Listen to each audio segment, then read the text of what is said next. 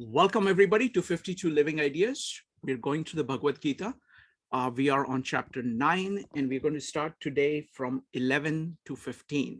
And then we will go from 16 to 19 and so on. We're going to start with 2 readings in English. Then Yogeshwar is going to give his comments. Then I'll give my comments and we will go from there. We're going to start with David. David, go ahead. Yes, thanks. So, chapter 9, verse 11. Fools deride me in my divine human form, unable to comprehend my supreme nature as the ultimate controller of all living entities. These bewildered fools of futile desires, futile endeavors, futile knowledge, and futile understanding certainly assume the nature of the atheistic and demoniac.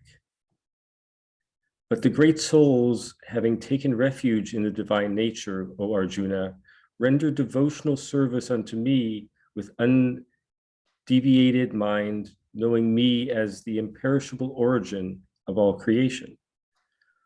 Always eulogizing my divine glories, resolutely endeavoring with unfailing determination and humbly offering obeisance, desires for an eternal relationship worship me in loving devotion. And by the sacrifice of cultivating spiritual knowledge, others performing offerings of sacrifice worship me in the non-separated oneness, in distinctive duality, in differentiated diversity, and as the universal manifestation. Thank you. Next up is Penny. Penny, go ahead. Okay.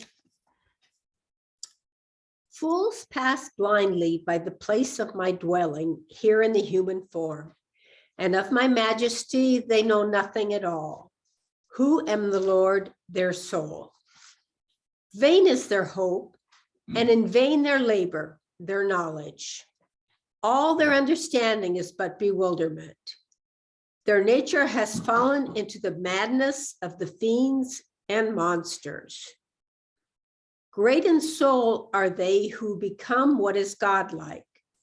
They alone know me, the origin, the deathless. They offer me the homage of an unwavering mind. Praising my might with heart and lips forever, striving for the virtue that wins me.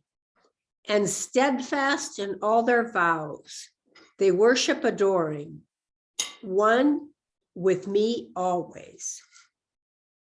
Others worship me, knowing Brahman in all things, some to see me one with themselves or separate. Some bow to the countless gods that are only my million faces. Wonderful. Thank you. Next up is going to be Yogeshwar. Avijananti mamudha manushim tanumashritam param bhavam ajananto mama bhuta maheshwaram. Krishna here is saying that not knowing me. Now, the me here is saying how other people know me is just that I am the body, as they feel they are the body. You know, normally we look at other people through the lens of our knowledge, through the lens of our nature. That's how we know them. We know other people. Now, that's the same thing that happens. We see Krishna as in the same way that we see ourselves. So, avajananti mam mudha manushim tanumashritam. They only know me that I am the body. But param bhavam ajananto. So, they do not get to know that I am param, I am the ultimate.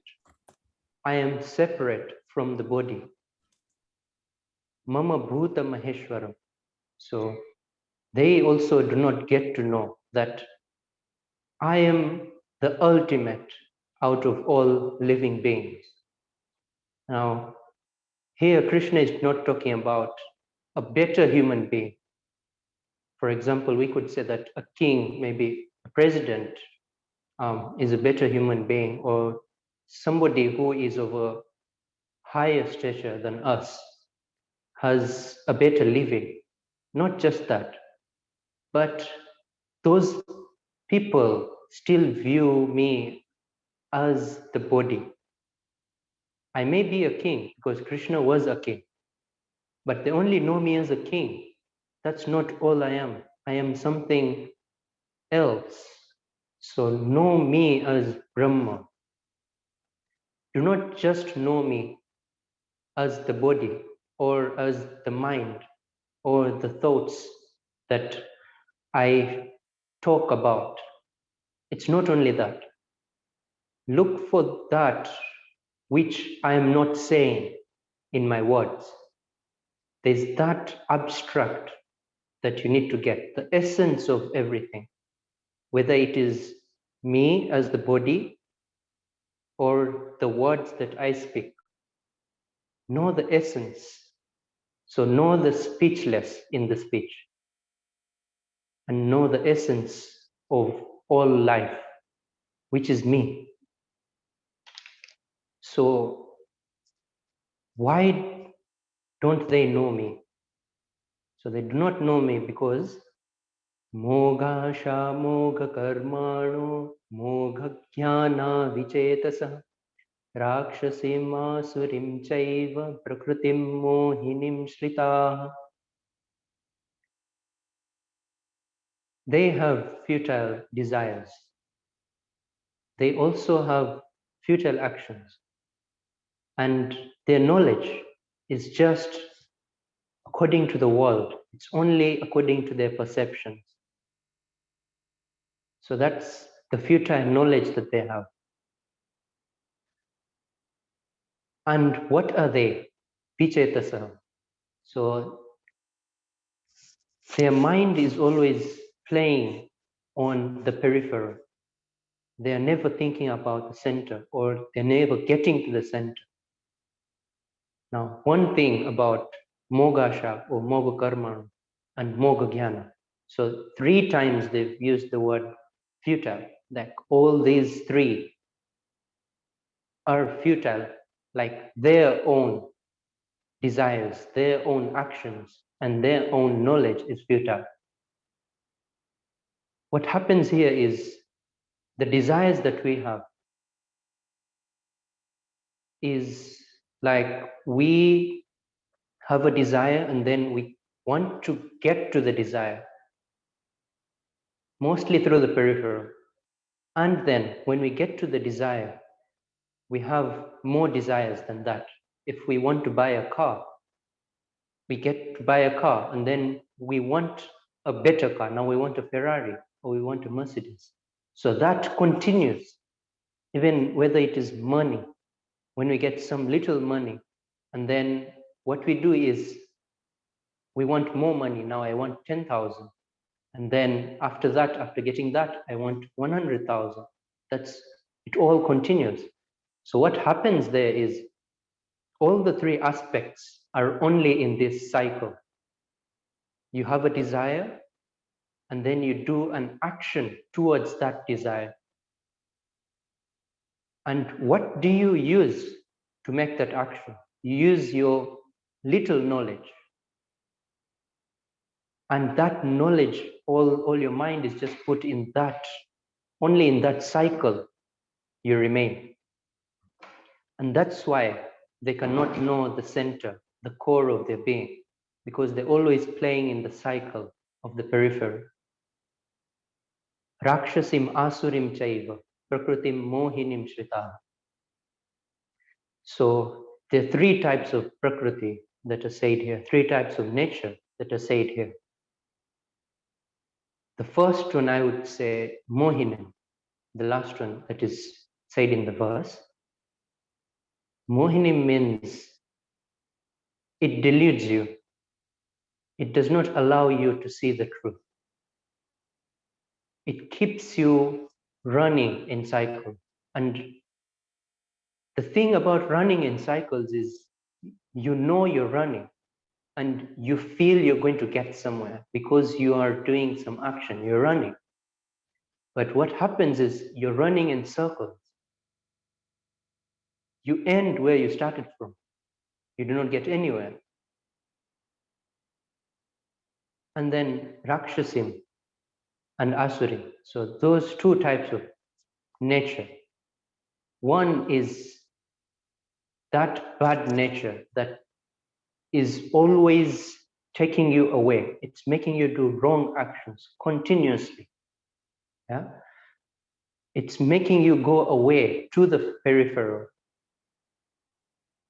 And the other, which is Asurim, it makes you do bad actions even at the peripheral. Even as a human being, you're doing bad actions. You're continuously doing bad actions. For example, some person may be at the peripheral, yeah, but he is living his life well. He's dealing with the neighbors well. He's dealing with his society well. So that is different. But now there is even a circumstance that is worse than that, whereby he's even dealing with his neighborhood in a bad way, and he's dealing with his society in a bad way. So that is the Asurim Prakruti.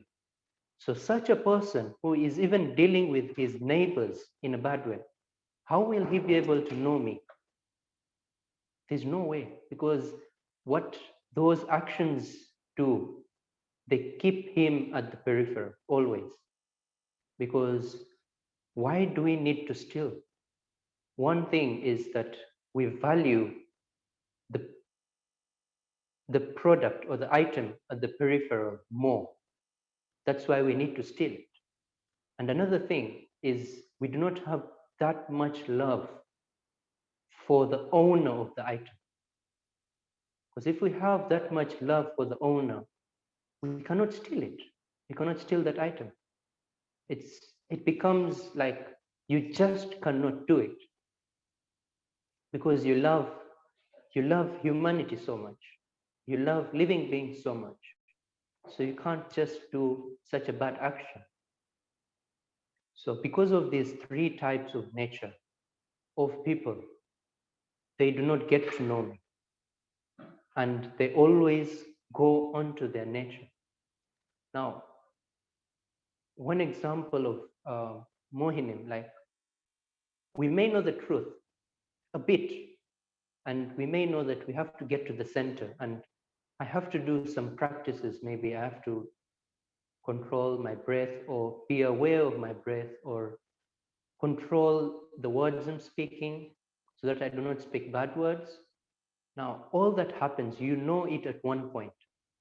But when you get angry or when you have lust within you, what happens is you forget everything in that split second.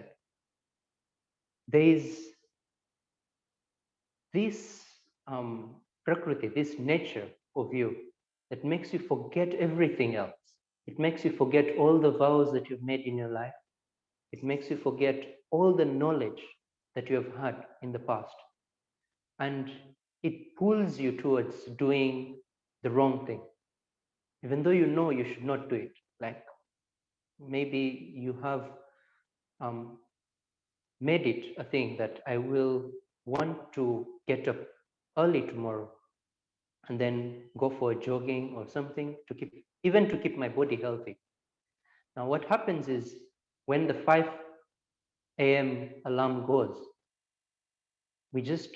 our mind just tells us that, oh, no, I'll just do it the next day. I'll start tomorrow. Or maybe that I'm too tired. I slept late last night.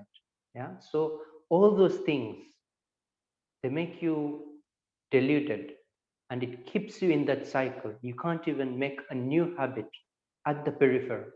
And if you can't even change a little bit of the peripheral, then how can you get to the center? A start would be that you make the peripheral better, and then slowly by slowly, you can get to the center. you can get to know the core of your being. Mahatmanastu mam partha devim prakrutimashritah bhajantyananya manaso jnatva bhutadimavyayam. So those were the people who do not get to know me. Now, these are the people who get to know me. And what is their nature? Their nature is Devi. It's only one type of nature, Devi. And Devi means that nature which pulls you towards the core. It is your own swabhava. It's your own nature. And your own nature is the core of your being. It's nothing else. It is just the core of your being, knowing who you are, knowing what Brahma is, knowing all the life energy that runs within each and every person, each and every living being. So he knows me because he has known his own nature. He has known the core of his being. So such people know me because they know themselves. Once you know yourself, once you know your own nature, you get to know what life is. You get to know what Brahman is. And then what do? Yeah? After you get to know Bhajantyananya manaso jnatva bhutadimabhe, they get to know that I am Bhutadi, means I was there even before any life form was there. So the life energy was there. That energy that runs within all life was there before any life came about. And avyayam, meaning there is nothing perishable within Brahma. It does not perish at all. And since it does not perish, it does not even go through any type of change at any point of time. It is continuously the same. Knowing that, bhajantyananya manaso. After knowing that, they devote their whole life. They devote their whole life onto me. Now, devoting your whole life onto Brahman, the concept of Brahman in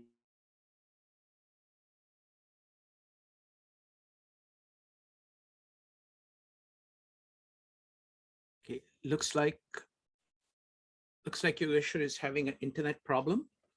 So what I'm going to do is I'm going to tell you about what I'm going to talk about. I'm going to use Sri Aurobindo's commentary.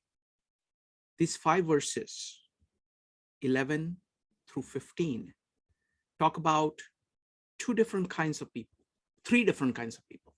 First, deluded people. Second, great-souled people. And third, a third kind of people. Yogeshwar, are you back? yes, sure. Please go on. So after knowing that I was there, means the life form, the life energy was there before any life, and it's imperishable. After knowing that, bhajante ananya manasu.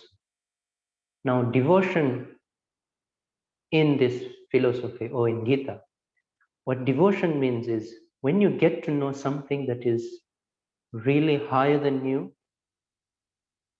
automatically bow down, like from within, not just physically, but from within, you just feel that devotion towards the higher energy, the higher being.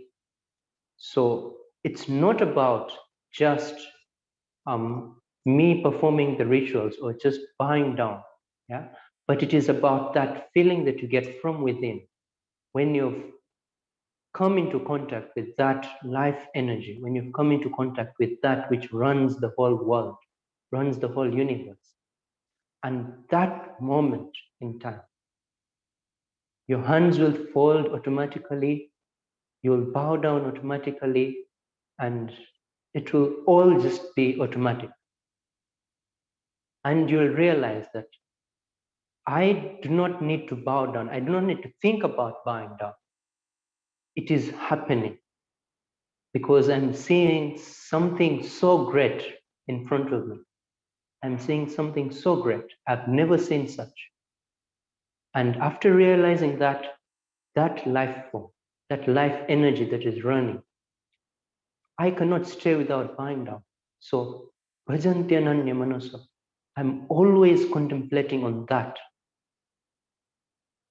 And continuously, I want to get to that. I want to get to the core of my being. Satatam kirtayanto mam yatantascha dridhavrataha namasyantascha mam bhaktya nitya yukta upasate. So I'll take this verse particularly on 3 levels. So there are 3 levels of understanding this verse. One is when you have met this life energy, like you've come into contact with this life energy. And when you experience it, you always want to continue talking about it. So that is satatam kirtayanta. Always, you're just talking about it. You just want to, maybe if you're a singer, you want to make music on it. And you want to make the best melody on it because you feel that life running within you. And if you're a poet, you'll make the best poem about it. If you're a story writer, you just want to write so much about it because you've come into contact with this life, the essence of life. And now you can't, as in you can't forget it. You can't forget that experience. It is just there with you always. So that is one level of looking at it. And what happens is Dridhavrata, like they're always dwelling within the essence of life. Always. Namasyantascha mam bhaktya nitya yukta upasate. So their hands fold automatically and they bow down automatically, like from within, even though they do not show it from their body, but from within, they always and continuously, they just bow down, like they have nothing else to do. What else can you do when such a great experience comes towards you? And you know that that ocean of love, or that ocean of energy, that ocean of life is what you are. There's nothing else you're left with. That's all you can do. And then another level you can look at this from is whereby some person or a sadhaka, a person who wants to get to the core, who has not yet reached but wants to get to the core, is looking at this verse and he will say, how does it help me in my practice? So I've had a spark. I've had these 2-3 times when I've experienced this life energy, but I'm not continuously in it. So what I will do is try to remember when that spark hit me and try to contemplate on it. How did I reach that spark? What did I do before it? What happened after that? What happened when the spark was there? And continuously contemplating on it, you want to talk about it. You want to talk about the experience. You want to know other people's experiences about it. And doing that, so satatam kirtayanto means that you want to talk about it and you want others to talk about it continuously. And that, what happens there is, it is also a way of meditation, talking about the life energy and how you get to it. So what happens is you also feel it within yourself while talking about it. Now, yatantascha dridhavrata. So he's continuously doing it. And he has to put in some effort to do it. But it is that effort that he feels he needs to do because he wants to get to the core of his being. He wants to know who he is. He wants to know the life form that is great. And Dridhavrataha, So he's not going to leave doing that. He's always going to be doing that, always going to be talking about it and want to listen about it. So namasyantas chamam bhaktya. So once you realize that spark or that ocean within you, you're not always within it, but you want to get to it again because you've received some sparks about it. You've had some experiences of it. So you're always bowing down to it and you're saying, oh, let me have that experience again. I can't forget it. And that automatically makes him bow down to that experience. That experience was just the best. I could not have any experience better than that. And he always wants to pay reverence to that experience that he gets, to that ocean of love, to that ocean of knowledge. And nitya yukta upasate. So he's always going to be bowing down to it and upasate. Now, upa asate. Upa, there are different ways of saying it. Upasate, upasana. So it's the same thing. Upasana, upasanam, and upasate. So upasana in this way, it is asana means sitting and upa means near. So you always want to sit near to the core. You may be deviated away by your own nature, like it takes you away to the peripheral because it's a habit. You've met that habit from childhood that you're always on the peripheral. But now what happens is you want to get back to the core. You want to get nearer to the core. You want to sit at the core. And the third level of talking about this verse is the path. I have not yet had an experience. Yeah. But what happens is somebody tells me, or I read in the scriptures, and now I get this urge, not yet even had a spark of an experience that what Brahm is or what Atman is, I do not know myself. But what happens is, this is in the Bhakti Sampradaya, in the Bhakti tradition. So Satatam Kirtayantoma. So they're always trying to get to the core. They're writing this classical music.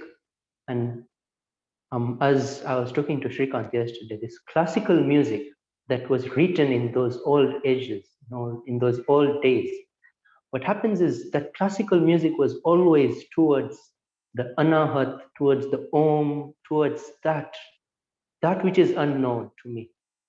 So when they are, even though they've not yet had a spark within their lives, but it is a way to have a spark.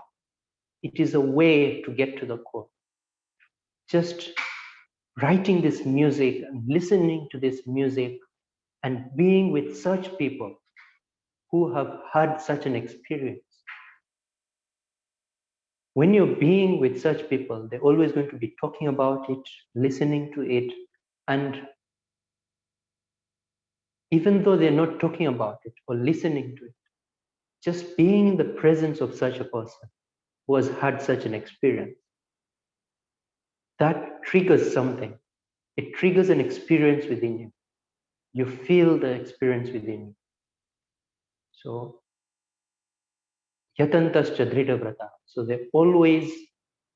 they have some effort. They have to put in some effort because they're not yet at the core of the being. They do not know it.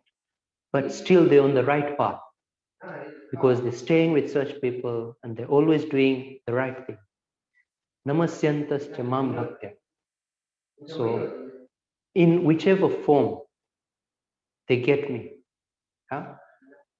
Like we talked about the vibhuti in chapter 7. Like in the sun, it is me. Even in the earth, it is me. Any light, like the people who have so much strength. So in those people, I am the strength. So now what happens is I have not yet received a spark, but using that context, what I will do is whenever I see a person, I will try to see the Brahman within. So I will bow down to that person, or I will bow down even to the sun, because I see the Brahma within him. Not because I want to bow down to the sun, but because I want to bow down to the Brahma within the sun. And sometimes what happens is, when you're always bowing down and you're always in this state of Sharanagati, of refuge, you're always taking refuge within Brahma. When you're seeing the Brahma within other people, you eventually get to the core of your being. You see the Brahman within you. And you do it with such devotion. So, namasyantasya ma bhaktya. Bhaktya means devotion. So, you're doing all that with so much devotion. And what happens is nitya yukta upasate. They always try to get to the core, slowly by slowly, even though they've not received any spark, they've not gotten to the core any time in their lives, but they're on the right path. And there is a point in time when they will get there. And when they get there, they will know what it is.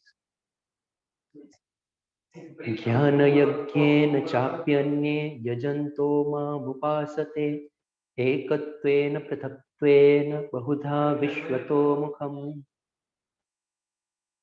So other people, so if we could say that 14 was for those who are in the bhakti tradition. Yeah, so jnana yajnena chapyanye. Other people will pay reverence to me through their knowledge, through all that they know, and they will do jnana yajna. What they will do, once they realize who I am and the core of their life, the energy that runs within them, they will put up metaphors around it, and they will try to always, when you have a metaphor, like you have 10 metaphors talking about the same thing, and then you're always contemplating on that. Yes, this is how I experienced it. This is how I experienced it. And you want to tell other people how you've experienced it. So yajanto mam upasa. So that is also a type of yajna. Yajna basically here means is anything that takes you towards the core of your being, takes you towards Brahman. Anything for that matter is a yajna in this context. So what happens is ekatvena prithaktvena bahudha vishvato mukha. So many people see me as one with this world, ekatvena. So Brahma is all everywhere, is everywhere in the world. There is no place that he is not there. That is the Advaita perspective. Now, Prithaktvena, this is in a way to explain the Prithaktvena is, when we are so much indulged in the periphery. So that understanding that it is different from this peripheral, that Prithaktvena, Prithak means different, it is separate from it. So that separation that you make, that the Brahman, yes, it is everywhere in the world. It is even at the periphery as well. But for me to get to it, for me to get to the Brahman, to experience it, I cannot stay in these futile desires at the peripheral or the futile actions at the peripheral. I have to do something different. I have to see the Brahman as something different. I have to view it, that perspective. So Krishna, even, you see, it's Krishna talking about these concepts. And he's saying that, yeah, they get to me different ways. Ekatvena, prithaktvena. There's no problem. Yeah. And for Krishna to say that whether he sees Brahma within everyone or he sees Brahma as separate from the peripheral, yeah, it's just an understanding. But when you get to know it, you know it as, yes, it is one, it is also different, and it is everything as well. Yeah. So when we say Brahma is the same as everything, our understanding is limited. Or when we say that Brahma is different from the peripheral. Our understanding is also limited. The real understanding comes when you experience it. And that experience that you get, it's just that, yes, Brahma is one and is also different, and he is the world as well, like Vishwatomukam. The world is his face. So everywhere you turn around, you just see him. You don't see any other thing. And that experience that you get when that happens is phenomenal. Wonderful. Thank you. Thank you, Yogeshwar. So what I'm going to do is that I'm going to now make some points based on Sri Aurobindo's commentary on these 5 verses. And then I'm going to open it up for questions and brief comments. So in these 5 verses, Krishna is talking about 3 kinds of people. First one are deluded people. So the 11 and 12 is about deluded people. The 13 and 14 is about what Sri Aurobindo calls the great souled people. And the 15th one is about people who are pursuing Jnana. So I'm not going to focus on that because there are other places where that is focused on.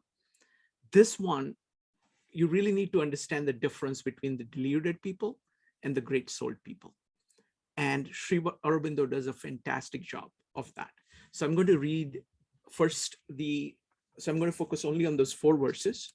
So I'm going to read the first 2 verses, and then I'm going to read out what Sri Aurobindo says about the deluded people.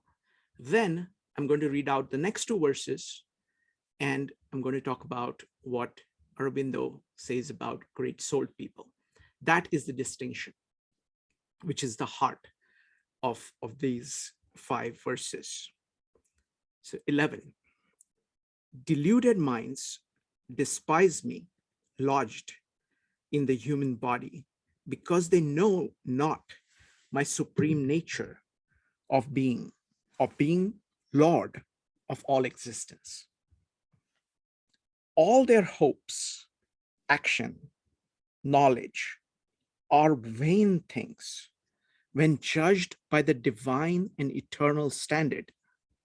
They dwell in the Rakshasic or Asuric, demonic nature, which deludes the will and the intelligence. Now he goes on to talk about what is meant by deluded. So this is his commentary, Sri Aurobindo's commentary on that. Mortal mind is bewildered by its ignorant reliance upon veils and appearances. It sees only the outward human body, human mind, human way of living, and catches no liberating glimpse of the divinity who is lodged in the creature. So it's not aware of the Atma.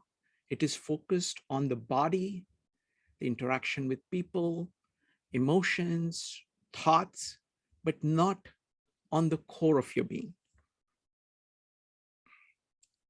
It ignores the divinity within itself and cannot see it in other men. And even though the divine manifests himself in humanity as avatar and vibhuti, it is still blind and ignores or despises the veiled Godhead. So even when the God is standing in front of them in an avatar, even when they see people who are exhibiting, who are exuding that spirit, they dismiss it. And if it ignores him in the living creature, still less can it see him in the objective world on which it looks from its prison of separative ego through the barred windows of the finite mind. So these people identify themselves with their concepts, with their emotions, with their body.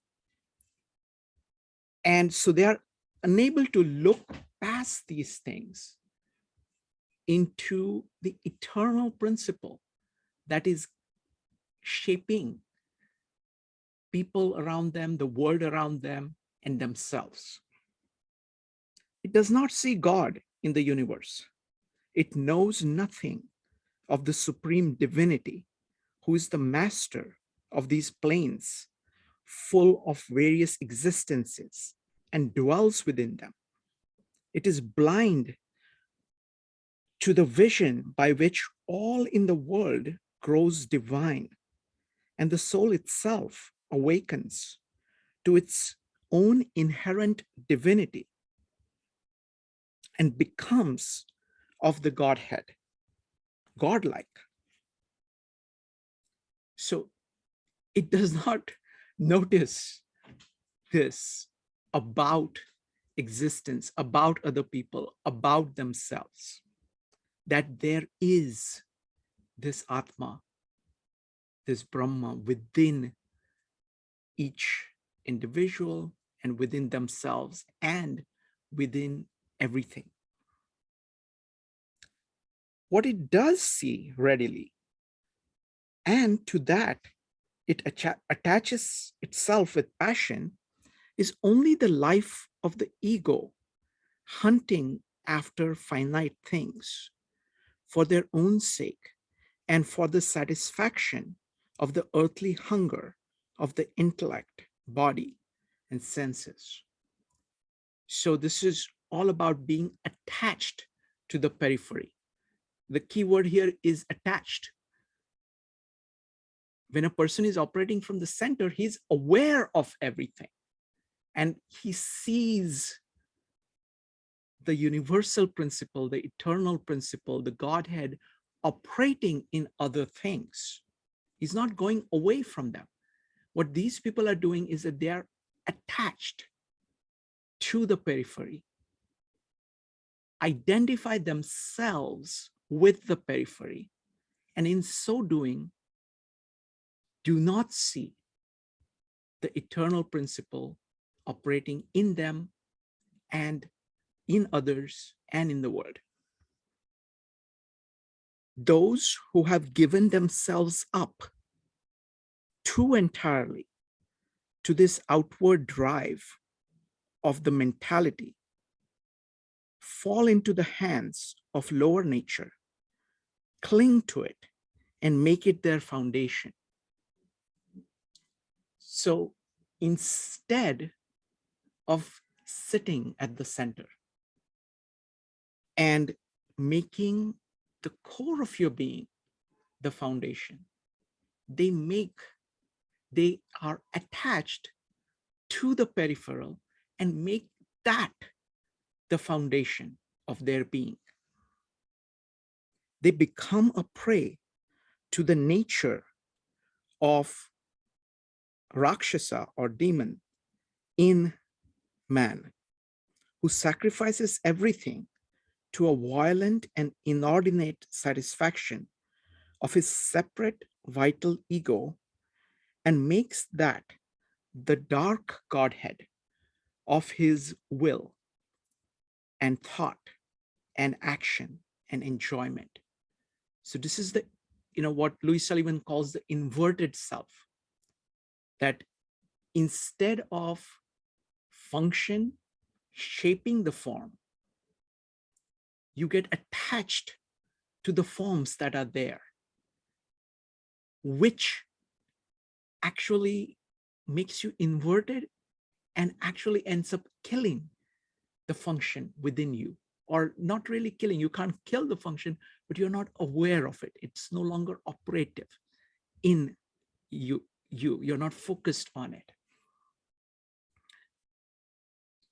And they are hurried onwards in a fruitless cycle by the arrogant, self-willed, self-sufficient thought, self-regarding act, self-satisfied, and yet ever unsatisfied, intellectualized appetite of enjoyment of the asuric, demonic nature, but to live persistently in this separative ego consciousness. So this key part here, key concept here is separate. What happens is that when you're focused on the Brahma, the eternal principles, you see the commonality, the kinship between things, between people, between the world and you.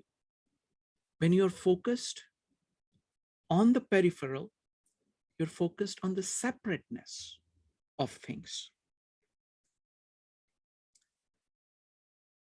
But to live persistently in this separative ego consciousness and make that the center of all our activities is to miss altogether the true self-awareness.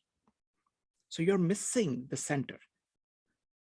The charm it throws upon the misled instruments of the spirit is an enchantment that chains life to a profitless circling. So here is the concept of circling again. Because if you are not focused on eternal things, you're just going to keep going round and round and actually going away from the center. So you're kind of going around, kind of spiraling out from the center because you are just reacting to things in the periphery. So you say, oh, that's interesting. Oh, that's nice. And you just keep going away because you have no reference, central reference point. All its hope, action, knowledge are vain things when judged by the divine and eternal standard, for it shuts out the great hope, excludes the liberating action, banishes the illuminating knowledge.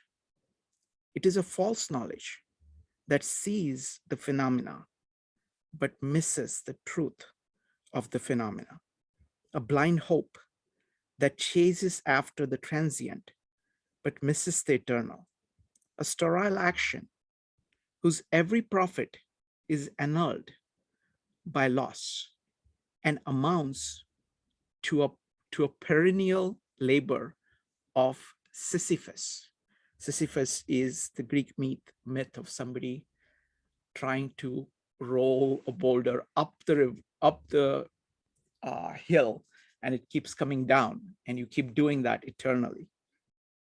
So that is his description of the deluded. Now let's look at his description of the great sword. So this is verse 13 and 14. So I'm just going to read the verse and then I'm going to read the description. The great sword, O Arjun, who dwell in the divine nature, know me, the Godhead, lodged in human body, as the imperishable from whom all existences originate. And so knowing, they turn to me with a soul and entire love, always adoring me, steadfast in spiritual endeavor, bowing down to me with devotion, they worship me ever in yoga. So now this is what Sri Aurobindo says about the great sword. The great sword who open themselves to the light and largeness of the diviner nature of which man is capable are alone on the path, narrow in the beginning and inexpressibly wide in the end, that leads to liberation and perfection. The growth of the God in man is man's proper business. I'll read that again. The growth of the God in man is man's proper business. The steadfast turning of this lower demonic nature into divine nature is the carefully hidden meaning of human life. So giving up the lesser, giving up the periphery for the center, giving up the transient, discarding focus on the transient, and focusing on the eternal. As this growth increases, the veil falls and the soul comes to see the greater significance of action and the real truth of existence, because it sees now action as action of the eternal principle. And that suddenly the action has meaning, very deep meaning. The eye opens to the Godhead in man, to the Godhead in the world. It sees inwardly and comes to know outwardly the infinite spirit, the imperishable, from whom all existences originate, and who exists in all, and by him and in him all exist always. Therefore, when this vision, this knowledge seizes on the soul, its whole life aspiration becomes a surpassing love and fathomless adoration of the divine and infinite. So Naneshwar puts all of this really, really beautifully, because it's like you see the core of you and you fall in love with it. You know, there is nothing else you would rather look at. It's not that you're trying to push other things away. It's like you are now looking at the sun and you can't see the darkness. That's all you can see. The mind attaches itself singly to the eternal, the spiritual, the living, the universal, the real. It values nothing but for its sake. It delights only in the all blissful Purusha. That's the Brahma, the spirit, the eternal principle, your own principle of your own being. All the word and all the thought becomes one hymning of the universal greatness. That's all you can talk about. Light. It becomes one hymn of the universal greatness, light, beauty, power, and truth that has revealed itself in its glory to the human spirit, and a worship of the one supreme soul and infinite person. All the long stress of inner self to break outward becomes a form now of spiritual endeavor, an aspiration to possess the divine in the soul and realize the divine in nature. So this is very important of the connection. This is part of the karma yoga. You know, once you have the knowledge, you act the knowledge. It shapes your action. I'll read it again. All the long stress of the inner self to break outward becomes a form now of a spiritual endeavor. So the action becomes a spiritual endeavor because you're acting from the center into the world. An aspiration to possess the divine in the soul. So aspiration to possess the divine in the soul and realize the divine in the nature, in the world. So you're possessing it inside, and you are expressing it outside. You see this integration between inner and outer. All life becomes a constant yoga and unification of that divine and this human spirit. It's a unification of that divine and this human spirit.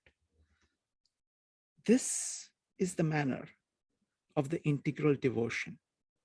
It creates a single uplifting of our whole being and nature through sacrifice by a dedicated heart to the eternal Purushottam. Purushottam is the Purusha of Brahma, the eternal principle. All right. This is so amazing. Now I'm opening it up for any questions, any comments. Go ahead and type exclamation mark if you have questions or short comments. Keep the questions and comments focused on this material that we are looking at. You know, what is a deluded being? What is a great soul being? All right. So we'll start with Jason, followed by Claudio. Jason. Yeah, I have a question on the 9:15. Okay, I think I probably missed it. Okay, on the, I think that here they use the worship, right? And the worship me, which is the Krishna, and the worship the so-called oneness, right? So look like these two worship are different words. I think the Yogeshwar explained it. I think I missed it. Can you be clear? I think one is Yajanata, one is Upasata, or something like this. Yeah, please. Yeah, thank you. Go ahead, Yogeshwar. Yes. So worshipping Krishna here, it's like you're worshipping. You see, in the first verse that we did today, 11, yeah, those who know Krishna only as the body that he is in, so they do not know Krishna. That's what Krishna himself is saying. If you know me just as the body that I possess, that's not me. Yeah, I am something more eternal. I am more ultimate than it. I am different from it. Now, worshipping Krishna in this context is worshipping that which Krishna is saying, I am, and I am the Brahma. So how you worship Brahma may be different, but worshipping in this context also means, you see, it's in the three levels that I put out in verse 14. Yeah. One level is that when you've realized the eternal Brahma, you just worship, as in there's nothing else you feel like doing. Like that is it. When you realize this big eternal life energy has revealed itself to me, what can I do now? It is only worship that I can do. Yeah, I can only bow down, like my hands just fall together. And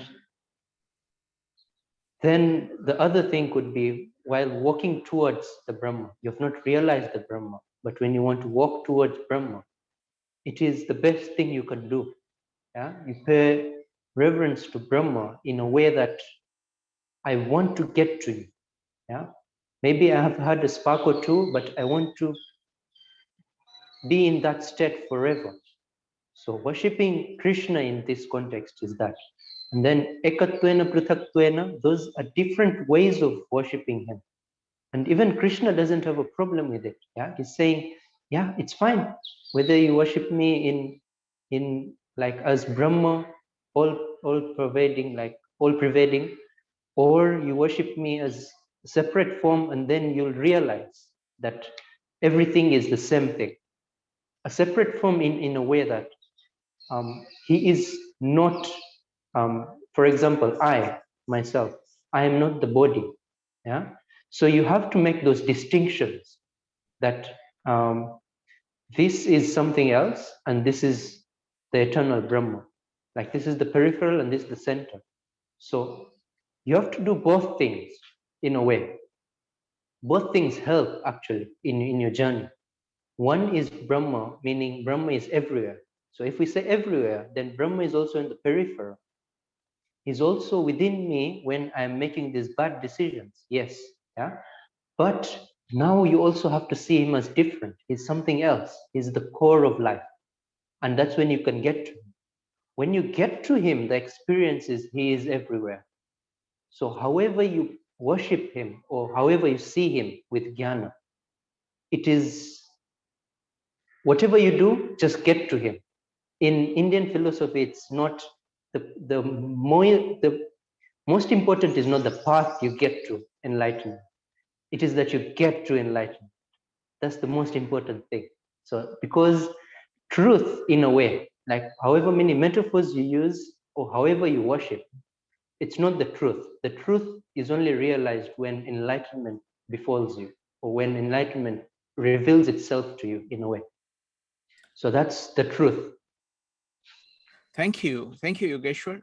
Next up is Claudio, Joe, and David. Claudio, go ahead. Yeah, these were great verses. I really enjoyed them. I'll give a short comment. I'm by no means an expert, but I'll do my best what I got from it. So he talks about the deluded minds of, I guess, people failing to realize that Krishna or Brahman is not just limited in power just because you see him in the flesh, right? He is beyond that. Let's do one thing. Try to make the comments short, because the thing is that what I'm trying to do, Claudio, is that there is this big difference between the Indian way of thinking and the Western way of thinking. And if we put it in the Western terms, sometimes you lose the full context of it. So just make it short, that's it. And then I will comment on it. Go ahead. Short, yeah, but I only said one sentence. So, okay. Yeah. So failure, I guess, to see, for example, Brahman, like that he is part of the universe, part of everything, and failure to see the manifestation of Brahman in others and in the self, the higher self, can bring great spiritual harm to the person. It can make him, it can prevent them from reaching liberation and release from the worldly bondage, from the cycle of birth and death, the karmic loop, right?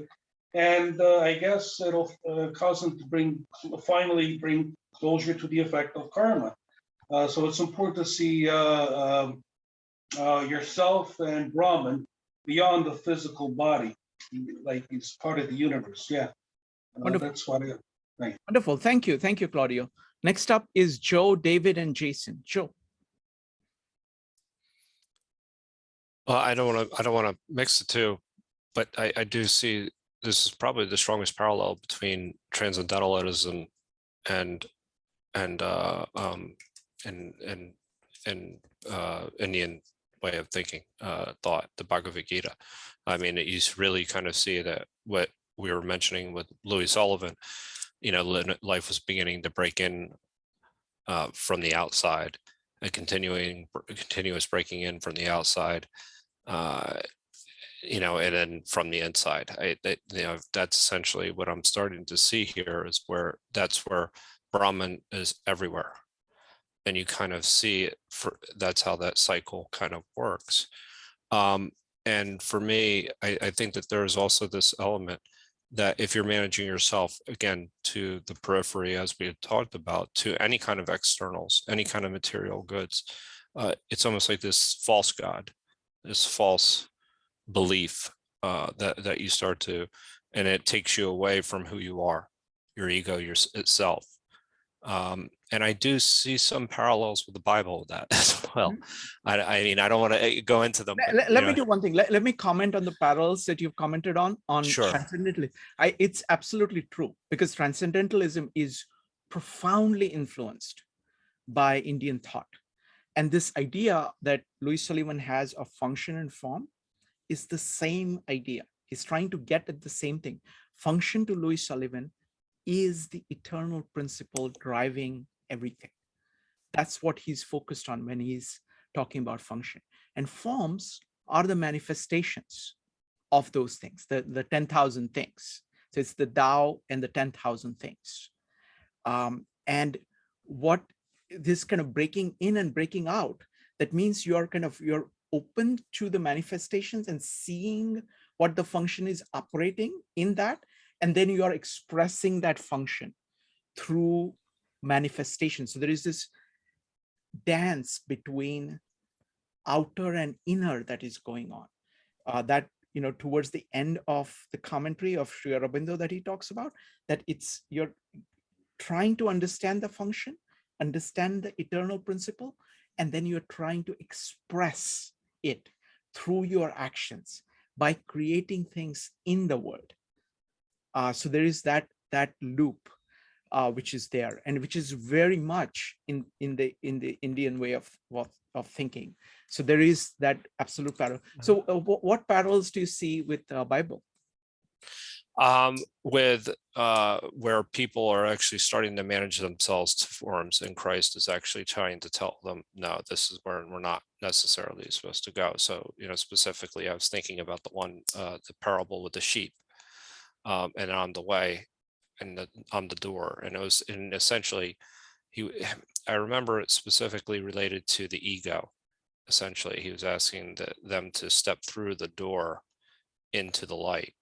And I remember, so that was just one example, but overall, just as a meta theme, that you kind of see where, Christ is essentially saying something very similar, in the sense that he's asking people to step away from the forms and the structures that govern them, as opposed and to follow what they actually truly believe internally, instinctually, to be the right thing to do.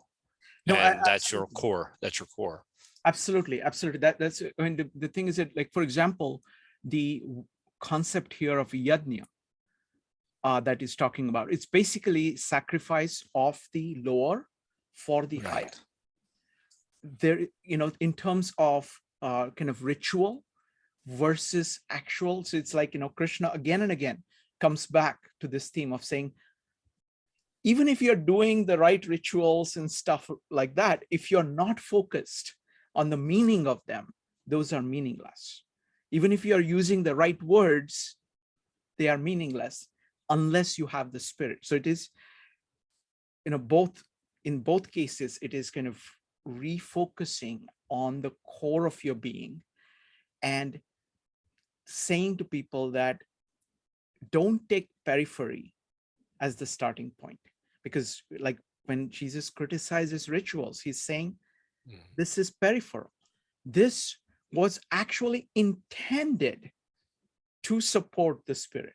And this you're using right now to destroy the spirit, and you can't see the spirit. So, for example, this entire description of deluded people that he was talking about, of saying that even when the God is manifesting himself as an avatar in front of you, so this is like Jesus curing the blind man in front of you, and you're still saying you're doing this on a Sabbath. So, so it is, it is the issue of, even when you are seeing Jesus giving sight to a blind man, you're not able to see Jesus. Even when you have eyes, you're seeing that something is happening, something really you're never seen before, and you're not able to see it because you are seeing only the peripheral. Just one last quick thing is, to that point, not only that, you kind of don't see the God in other people. And that's the really important part. So that's the most important thing, is that you're starting, because once you've reached your Brahma, you could see God in everything. Whereas that's what they were missing. And the idea of the Sabbath, like, okay, well, yes, but I just did a miracle. Well, that's the form and that's the periphery. And yes, so that's the same. And so you're failing to see the God that is before you. Yes, So, wonderful, wonderful. yeah, Thank you. nice. Thank you, Joe. Next up is David. Yes, thanks, Shrikant. I wanted to ask you and Yogeshwar, back with verse 6, where it talks about all created beings are situated within me. And you and Yogeshwar were talking about, in this case, that Brahman is inside Krishna. So I'm trying to understand, is the thought in Hindu philosophy that there is some soul, some object that's embodied within a human or everything pervasively is the embodied, the object itself, the body, Yeah. and this Brahman are one and the same. The way I understand it is that what Brahma is the eternal principle running through things. So it's the principle that is shaping things.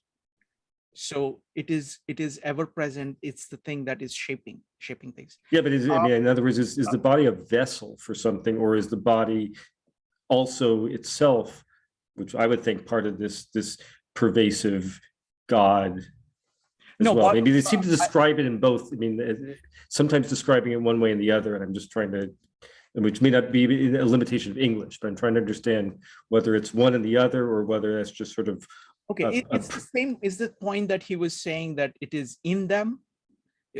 Remember, it was explicit point made. It is in. I am in them, but they are not in me. And it's both ways. So it's okay. that is the point of the way I understand it, is that it is eternal principle. That's the best way to understand it. It's an eternal principle. So eternal principle is in things in the sense that it is shaping things, but it is not in things in the sense that you can't pick something up and say, eternal principle, where is it? Okay, so it is not in it in that sense that you can't actually see it, but it is in it in the sense that it shapes it. That's how I understand it. Yogeshwar, would you like to add anything? Yes, when he's saying that see the Brahma in me, yeah, like see the eternal principle within me. Now what happens is Krishna has realized the eternal principle. He is one with the eternal principle. So in contrast to somebody who is not one with the eternal principle, it is easier to see the eternal principle in Krishna. In that context, it is really easy. And even just being near him, it must have done something to Arjuna, like it transforms you totally. So now when he says I, we obviously know the I is not the ego or the individuality of the self, but it is something eternal, the Brahma, the principle. Now why he's saying I, yeah, the reason is because that's where you can see the eternal principle, like see it here. And then in verse 11, he specifies, yeah, that not only the body, so not only the human form that you see of me, but see me and see the eternal principle here. Thank you. I want to add one more thing. I mean, this point, this is like the modern mind is finds it very difficult to grasp this point. But this point is actually made all over the place in all the three works that we are studying. Like, for example, consider in the beginning was the Word, and the Word was with God, and the Word was God. And then the Word became flesh. Everything that was made through him. Okay, the word there is like existence, being, consciousness being aware of existence and capturing it in a notion, in consciousness, and then is spoken out and then becomes flesh. So in the word itself is both form and function contained. This is not a modern way of thinking. It's the same kind of stuff going on here. Like the Tao that is expressed in things. It is there in things. So this way of thinking is actually common to, at least in the Bible and Gita, it's very common. It's like combination of function and form. It is functionated form. So you're seeing Jesus is the way. Jesus is the word. It captures everything. It is flesh and it is word. It is 100% God and 100% man. Same here, same things going on here. And that is actually very difficult for a modern mind to grasp. So that's what I would say. Next up is Jason. Yeah, another question on the verses 15. Okay, and at the beginning, it seems talking about the knowledge, jnana, and I think must be some kind of knowledge. And my translation said spiritual wisdom or spiritual knowledge. Is that correct? Or how close it's to the real meaning? Go ahead, Yogeshwar. Spiritual in the sense that not only the scriptures, yeah, but knowing of the self, like knowing of the eternal truth. That type of knowledge, I would say. And that is how you would worship, like getting as much knowledge as you can to get to the core. And when you're at the core, you actually know, not only knowing about it, but knowing it itself. Wonderful. Now let's go from 16 to 19. Ambika, would you like to read? Hi, yes, I can read. So it's going to be 16 through 19. And then we will go with David, and then we'll go to Yogeshwar. And I don't have commentary on this one. I'll probably say 2 sentences, and then we'll open it up for comments and questions. Ambika, go ahead. So I do have a paragraph also from in the book if you want later on. No, just stick with the translation for now. Perfect. So 16.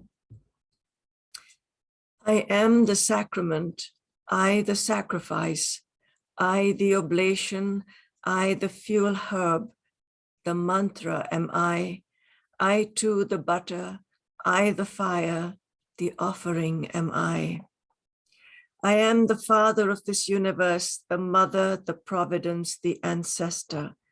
I am the knowable, the sacred syllable Om, and also the Rik, Sama, and Yajur Vedas. The path and the goal, the sustainer, the all-pervading master, the witness, the abode, the refuge, the loving friend, the emergence, the dissolution, the status, the all-containing substratum, the imperishable seed, all am I. I energize heat. I withhold and release the rain, immortality, and also death, O Arjuna, and being and non-being am I. Thank you. Next up is David. Yes, so this is 16 through 21 or 19? 19. Okay, 19. Okay. I am the 7 Vedic fire rituals. I am the 5 daily acts of sacrifice. I am the oblations offered to the departed ancestors. I am the healing herb. I am the transcendental incantation. I am clarified Kalgi. I am the fire, and I am the act of offering. I am the father of this universe, the mother, the grandfather, the progenitor, the essence to be known, the purifying transcendental sound vibration Om. Also the Rik Veda, the Sama Veda, Yajur Veda. I am the God, the sustainer, the master, the witness, the refuge, the guardian, the well-wisher, the creation, the dissolution, the preservation, the reservoir, and the imperishable cause.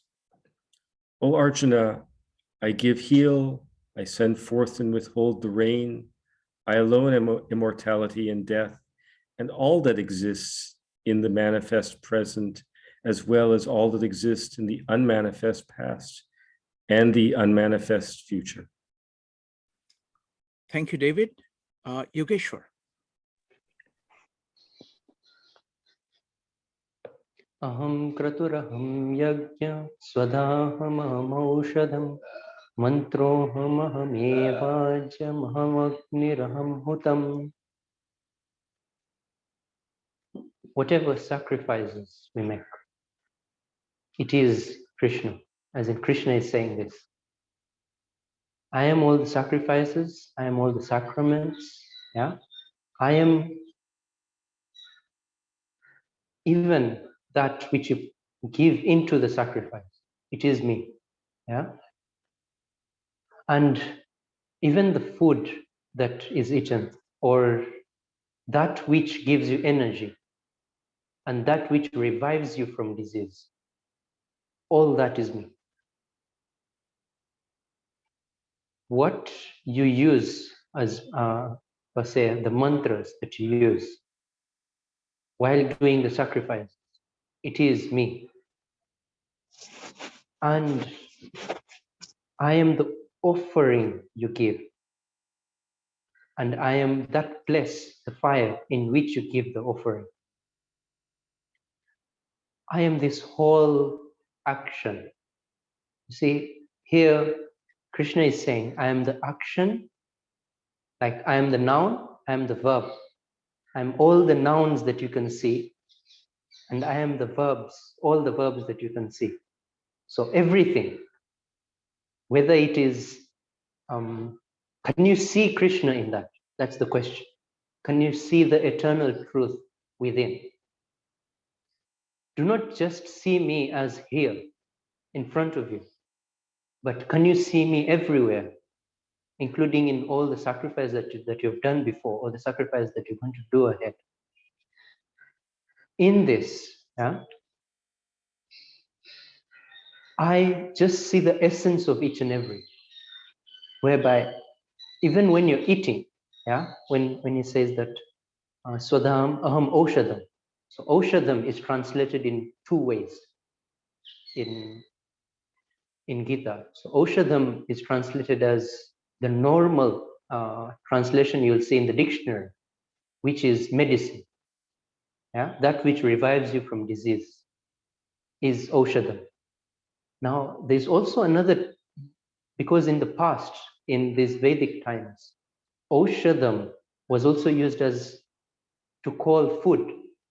Like you eat food as a medicine. Yeah, that was the concept. You do not eat food as we eat right now, like to fill our chest, or to get bigger, or to get heavier, to have strength. No, you eat food as medicine to revive your life. It's here Oshadam is the food that you eat, and it revives the vital life energy within you. So now that is the real translation of Oshadam. Now what happens is, when we take it in modern terms, it is translated as, because that which revives your vital energy within you when you're sick is that medicine. So it is one translation, it's fine. But the deeper translation of this is food. Even the food you eat, it's me. Can you see that even within the test, it is me?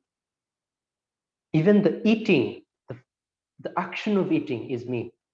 Can you see me in everything? That's the question. If you see me in everything seamlessly, then you know me. But if you see me maybe only in front of you, or only in a particular thing, then no, you do not know me. It is like in verse 11, Krishna talked about seeing me only in this body. That's not me. I am in everything if you can see me. Pitahamasya jagato mata dhata pitamaha vedyam pavitram omkar riksamaya jurevacha. So I am that which the whole world, the whole manifestation comes out of. So I am the father of all creation. I make the creation. Yeah. And Pitahamasya jagato mata. So there is one thing of Pita. Pita means that let me first explain the types of reasons. Reasons as in this karya karan bhav. Karya means what is done, like the noun. Maybe you make when you're making a pot. Yeah. So the pot is the karya. Pot is what you've made out of the action. And the person who makes the pot, yeah, he is viewed as the creator of the pot. So that's the pita part of it. Now, what mata means is, mata meaning mother, it means the pot is like the creation is coming out of me. Not just me making the creation, but the creation coming out of me. Yeah. So that concept of like maybe God as the creator, not only that, but everything is made out of God. Yeah. And then dhata. Dhata means I am that which the whole creation is based on. Huh? In Hindi, we could call it adhara. Adhara. And it is the same verb used, dha. So the same verb is used in both. Now, in adhara or dhata, what it means is that which the whole world is based on. If you remove me, the whole world will just die out. Support. So, yeah. Support is the closest thing. Support. Exactly. So I'm the support. Not only I make the world or the world comes out of me and then it can stay on its own. Not that. I am the support. So without me, the world would not be. Not just in the sense that it is created out of me and then it can stay on its own. No. Even after it being created by me, out of me, it needs me to be sustained. Sorry, can I just add something? So it is really Sure. beautiful. So what he's saying is that I'm the spirit, I am the matter. I'm the spirit that is driving it. I'm the matter that is forming it. And I'm not just a creator, but I'm also the sustainer of it. Go ahead. So Pitamaha. Now, in that sense, you see, there is this aspect of all of it coming out of Brahma, but now Pitamaha in this context means normally we call Pitamaha as grandfather. So the father of the father, Pitamaha. So what here in this context it means, we know all the creative energy in the world, which we call Brahma in Indian culture, Indian philosophy, it's Brahma. So even that creative force in the world that creates new things right now, I am the father of that creative force as well. Vedyam pavitram omkara. Vedyam means anything that is supposed to be known, anything that can be known. And Yogeshwar, let me just add one thing about the Brahma. fine. So like Brahma, there are three gods. Brahma is the god of creation, and Vishnu, which is Krishna, is the sustainer. And traditionally, it is from the navel of Vishnu that there is a lotus that comes, and then Brahma comes from there. So it's part of Vishnu. Go ahead. Yeah. So Vedyam. Now what Vedyam here means is that I am that which is supposed to be known. If you know me, you know everything else. If you know everything else, it's not a must that you know me. So know me, I am that which is to be known. If you know me, you know everything. Like if you know the principle, you know all the manifestation after it. If you know the function, you can get to know all the forms that come out of it. Pavitram Omkara. So I am, first, I am Pavitra. I am the purest that you can think of. And the purity in everything, it's me. whether it is just water or it is purity in a person, the purity of the earth as in general, everything is me. Yeah? So that purity that you see within everything, it's me. And Omkara. So we have talked about the concept of Omkara before as well. What Omkara is, it is that sound that comes when you are silent. It reverberates around you when you are silent. You hear it when you are silent. That sound that is continuously being made around you, that is Om. And that sound never fades away. It is always there and always new. Omkara, as we had seen in chapter 8, it is also called Akshara. Yeah? Akshara, in a way, we also call the whole alphabet Akshara. Like each and every letter in the alphabet. Letter is literally translated into Akshara in Sanskrit. So we call Om Akshara. It is that which never fades away.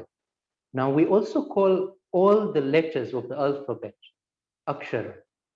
What here it signifies is from all the alphabet, from all the letters in the alphabet, can you know me as the Om? Can you know that which is the essence of it all?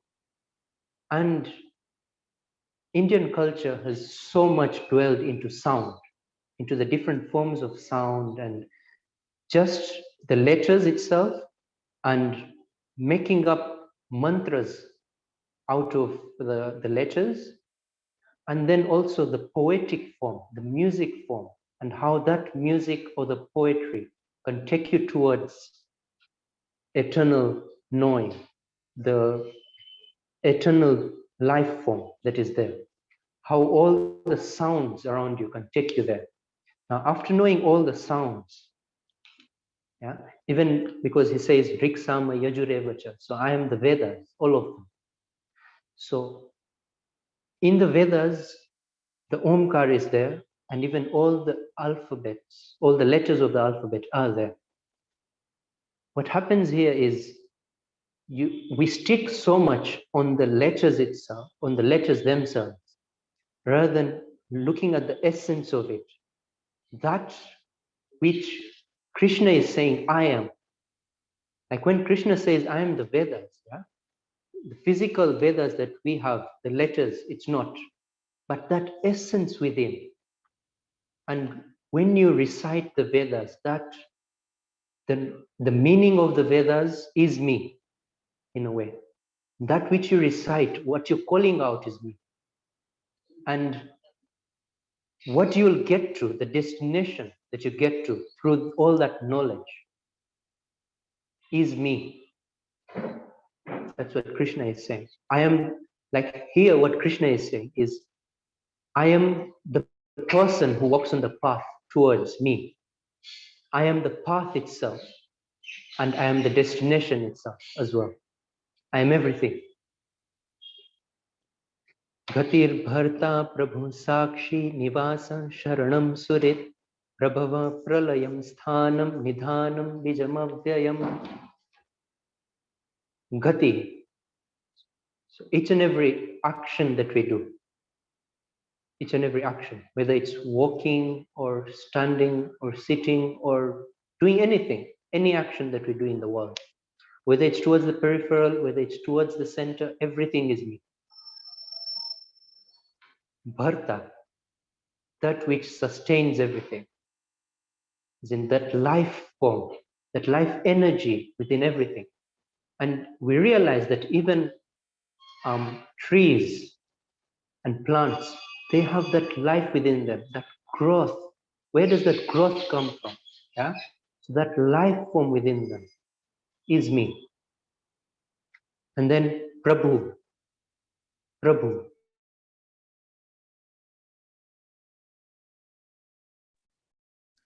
Okay, I think we're having an internet problem. Okay, I'm going to give it a minute or so. So this, I want to point out one thing here before Yogeshwar comes in. There is a trinity here. Okay, and I want to build on that in my comments. There is a trinity here. Yogeshwar, are you back? There. Can you hear me? Huh? Yes, I'm using these interruptions to give a preview of what I'm going to say and get everybody excited about that. So these are working very well. Go ahead.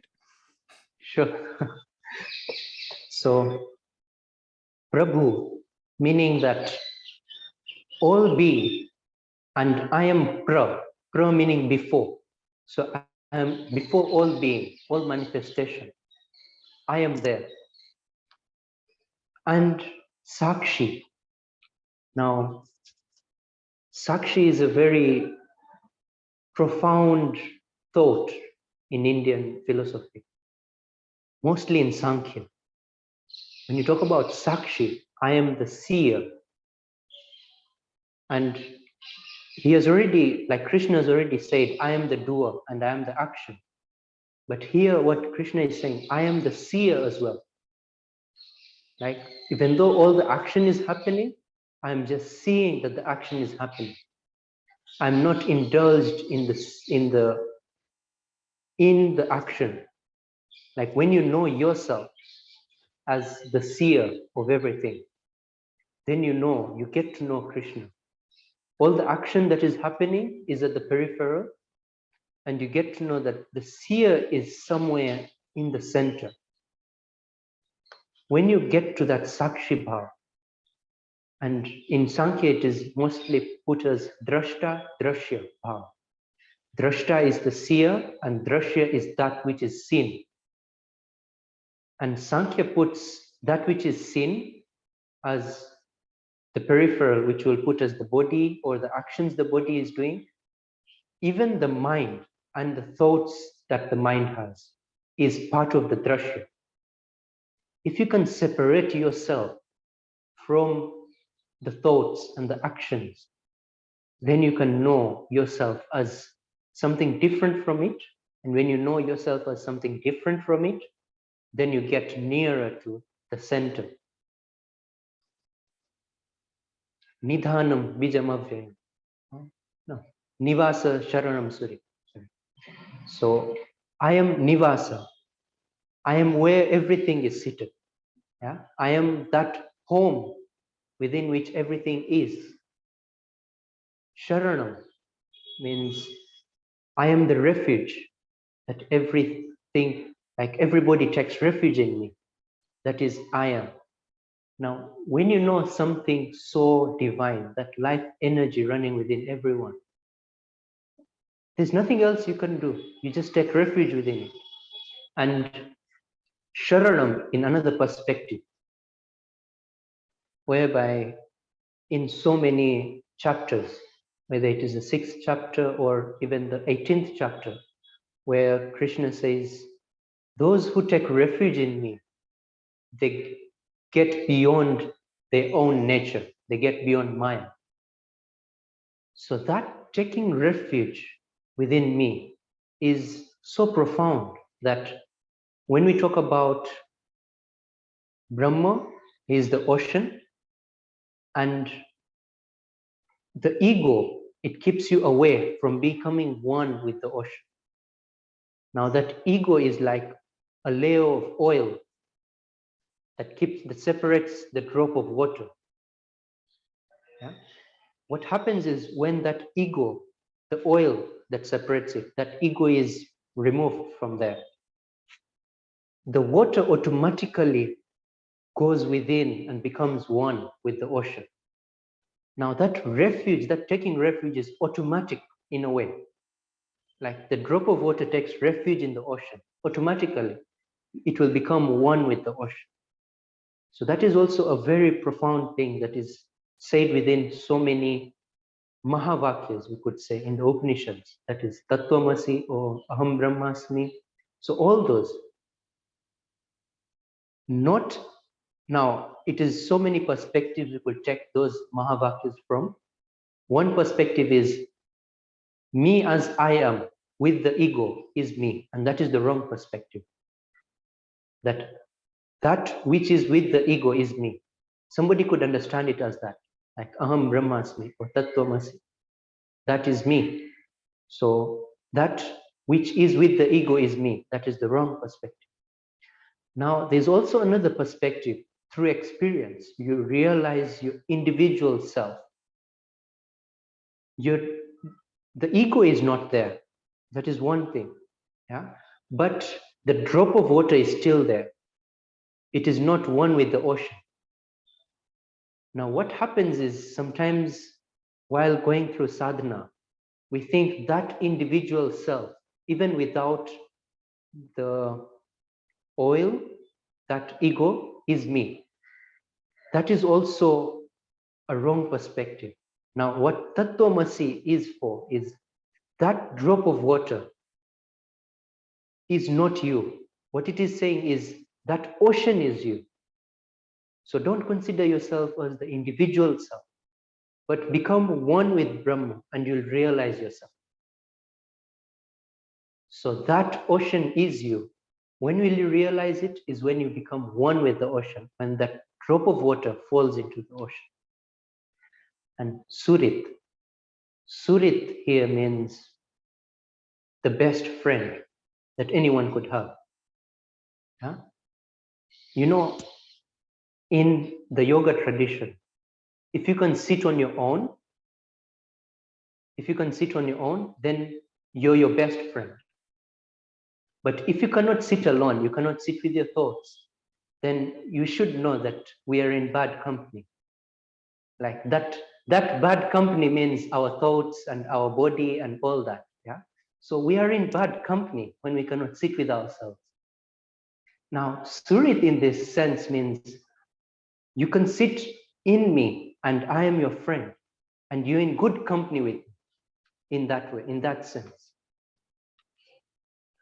Prabhava pralaya sthanam nidhanam bijamavyayam tapamyaham varsham nigrinam yutsrijami cha.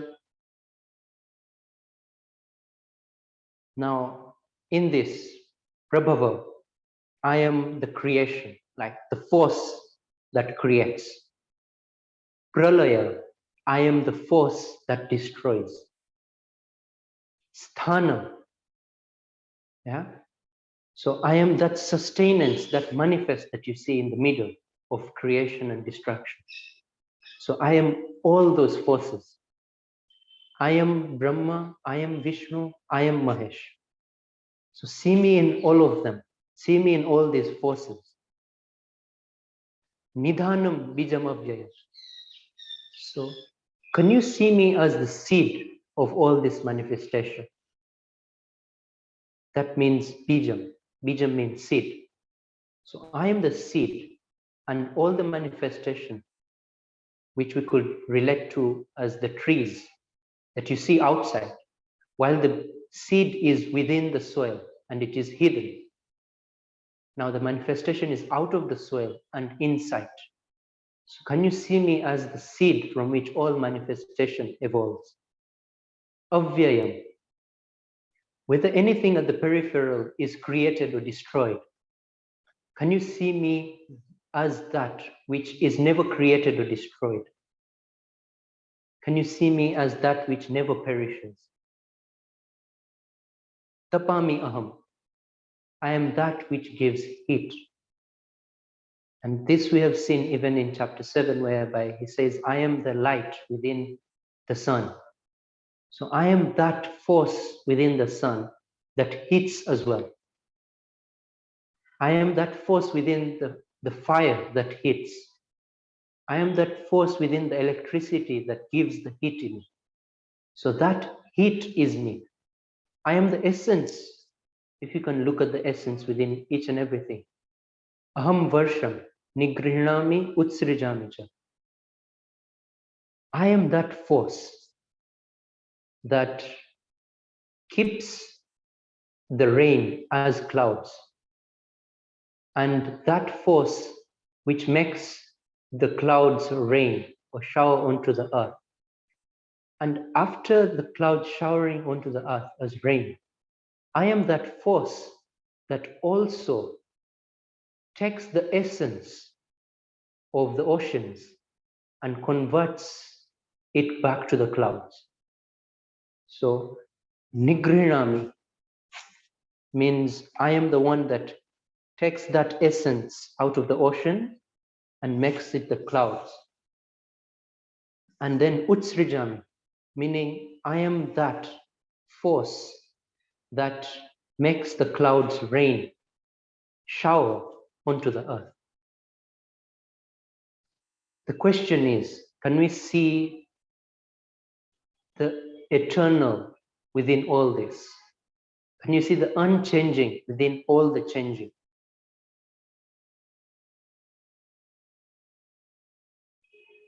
And then Amritam Chaiva Mrityuscha. So I am that which never dies. So I am Amritam. After getting to me, you also never die. So I am Amritam. And then Mrityu Cha Aham. Like I am also death. So it is really significant how Indian philosophy views the eternal creation, the creator, and the relation between them. Yeah. So I am that which never dies. Yeah. And can you also see me as death? So even in death, can you see me? And that is also put in chapter 8, whereby Prayana Kale Chakatam Gyayasya Niyatatvabi. How can you be known at the time of death? So if you can know me in death, if you can get the essence of death, if you know me, then you know the eternal truth. Sadasat Chaham Arjuna. Oh Arjun, oh great Arjun. I am that which is, and I am that which is not. I am the manifest, and I am the unmanifest as well. I am that which you see with your eyes, and I am that which you do not see with your eyes as well. I am that which is always there, and I am also that which always changes. So Brahma is everywhere. He is the Sat and he is the Asat. Can we see the Brahma within everything? And when we start seeing the Brahma within everything, whether it is outside, whether it's within the actions that we do or the thoughts that we have, then we are getting towards Brahma. Then we are getting to know Brahma.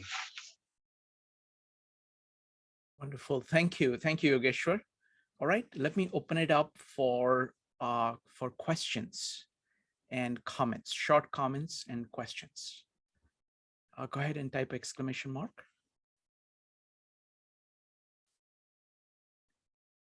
Evanik. Yeah, I had a question about the last point that you were making, Yogeshwar, and thank you both for tonight. If death is like, I guess I'm having a problem with that last concept of God being death and then God never dying. And if we know God, we never die. I'm guessing that's like the soul or the center never dies. Kind of like in Christianity where the body dies, but the spirit lives on. Let Yogeshwar answer. I think he'll be able to answer. Yeah, so Amritam, when you get to know me, you never die. Yeah, and I also never die. That concept is out of, when you get to the center, yeah, you never die because you're at the center, and what dies is the periphery. But now what happens is, when we only look at God from one perspective, we do not want to look at God from, we want to look at God as the good aspect that we have, because the good and bad is created by human beings, that not dying is good and dying is bad. And that concept of good and bad is put up by human beings. But can you see that it is God who has kept this cycle on, birth and death? Like, can you see that death Yes. is also God? Yes. So that's the concept here. So the way I would put it, Evanik, is that, I mean, this is a very core, it's a core idea of Indian thought. So Om. Om is A, U, and M. A is for creation. So something that is being generated. U is Vishnu. So this is, the first one is Brahma. Second one is Vishnu. This is the eternal principles that are governing everything, things that keep everything going. And M is for Maheshwar or Mahesh or Shiva. He's the god of transformation and destruction. Like, we've seen that the Indian thought is cyclical. So it is natural for things to come into being, be created, and for them to die. And that happens according to eternal principle. So destruction is part of the cycle. It is transformation. You can look at it as transformation. That's what I would say. Next up is Jason, followed by Joe. Jason. Yeah, I think that this chapter and especially these 5 verses is wonderful. And I remember I put a note on this one. This chapter basis the starting the incentive for the Hail Krishna movement is on this one. So this is the first thing I'd like to relate it is to the first you just mentioned. Srinkan just mentioned about the Trinity, right? Here talk about the Pitamata and the Pitamaha. Okay, so I'm the father and also the grandfather. So take a higher level than the Christian's Trinity. So even the grandfather is coming up. And then another thing is related to the John, I think 14:6 is I'm the way, the truth, and the life is very similar. And another thing, surprisingly similar when Yogeshwar explained the Pitta and the Mata, it's very similar in the Tao Te Ching. And a few weeks ago, people asked about they talk about father, mother, same concept of the cause, right? Different one is the more like father kind of the maker, the logical cause, okay? Without it, and the mother basically is producer, Yes. come up. Okay, so it's very similar, the very similar idea on that. So it's a wonderful chapter. Thank you. That's beautiful, Jason. Absolutely. I mean, the yin yang. I mean, spirit and matter, and that is there, just like it is there in Tao Te Ching and Gita. It's all over in Bible of the Word made flesh, and the Trinity is very deeply built in to thinking here, of the person who is seeing what is being seen and the sight itself. So the person who is walking, the destination and the path, all of it is God. So it's like all of it is sacred, all of it is together, and you can't understand anything without all of these things. Like in John, existence, consciousness, and the word through which what you are understanding. So it's just that Trinity concept is very big, and the core idea there is that the three become one, three becoming one, that the Father, Son, and the Holy Ghost, each of them is God. And only, like the way in which the Indian context puts it, is that when all these three things become one, Advaita, no two, no, you don't don't see them as separate, but as one thing, then you get it. So this idea of three things kind of falling into one. So there are three in one sense and one in another sense at the same time. That is very deep in both these thoughts. Joe. That's exactly. I was just going to ask you to expand on the Trinity and to compare and contrast. You literally actually just covered exactly what I was thinking about. So, I mean, the only other thing I was kind of thinking about this is there's kind of a reference to the Vedas as well. That's just the first time that I've seen that. But other than that, you've covered my main question, which is about comparing and contrasting the Trinity in Christianity and the Trinity and how we look at it within the Bhagavad Gita. But thank you. So let me talk about this reference to yoga, to Veda, and because there was one other point that I wanted to make with respect to that. John starts with, in the beginning was the Word, and the Word was God. Here we start with the beginning was the Om, and Om is Akshar. Akshar literally means letter, okay, and it also means eternal. So it's the same idea, the word, and everything was made from the word. So Om is the seed that creates everything. Om within itself, it has those three things. It has creation, sustaining principle, and transformation of the world.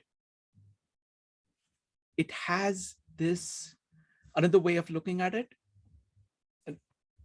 this is this the all part, right? It is this consciousness awakening within you. Okay, you becoming awake, alive, paying attention. And what do you pay attention to? You pay attention to the eternal. You pay attention to Krishna, God, the eternal principle. And what happens next? Which is you basically transform the world. So this all three things. And that actually captures everything. It captures your consciousness, your point of will, your free will. It captures the eternal principle that is governing all these three. The core of your being, your will, the principle itself, and the word. And then you implement that, you act according to that principle in order to transform the world. So all these three things are there in just Om. And when you're saying it, see, again, this is an issue of kind of ritual and meaning. You need to say it as if, you actually have to mean it when you say it. Otherwise, it's nothing. It's like letter, you have to get the meaning. You have to, when you say Om, you have to first look at the core of your being and you're awakening. Then you're looking at the eternal principle. And then you're saying, so whatever I'm looking at, whatever I'm focused on in this world, how do I implement the eternal principle here and directing and do the action? So it is the bhakti yoga. It's all about the devotion that you have for the eternal. That is bhakti yoga. That is the O part. The U part is the knowledge. It's the knowledge of the eternal principles. And M part is the karma yoga, is what you do with the word. So in that Om, in that Trinity, which is just one sound, one syllable. It's contained all of you. Okay, so that's how it is. Joe followed by Ebony. Joe. No, that's again, you hit on all the major points that I really wanted to cover. It kind of brings another level to the idea of being self-aware that we talked about earlier in the chapter. And this is like a self-reference. This is like consciousness itself. So it brings it another level deeper. It's really interesting to see. Exactly. Knowing Exactly. ourselves. So what I would say about that is that, see, what is happening is that you're saying you're becoming self-aware. And while you're becoming self-aware, you realize that the eternal principle that is operating in the universe is operating in that process of self-awareness. So you see that consciousness is built. It's the same thing with John 1:1. It's the God being self-aware. That is what word is. So that self-awareness is built into the seed itself. The seed in Gospel of John is the word.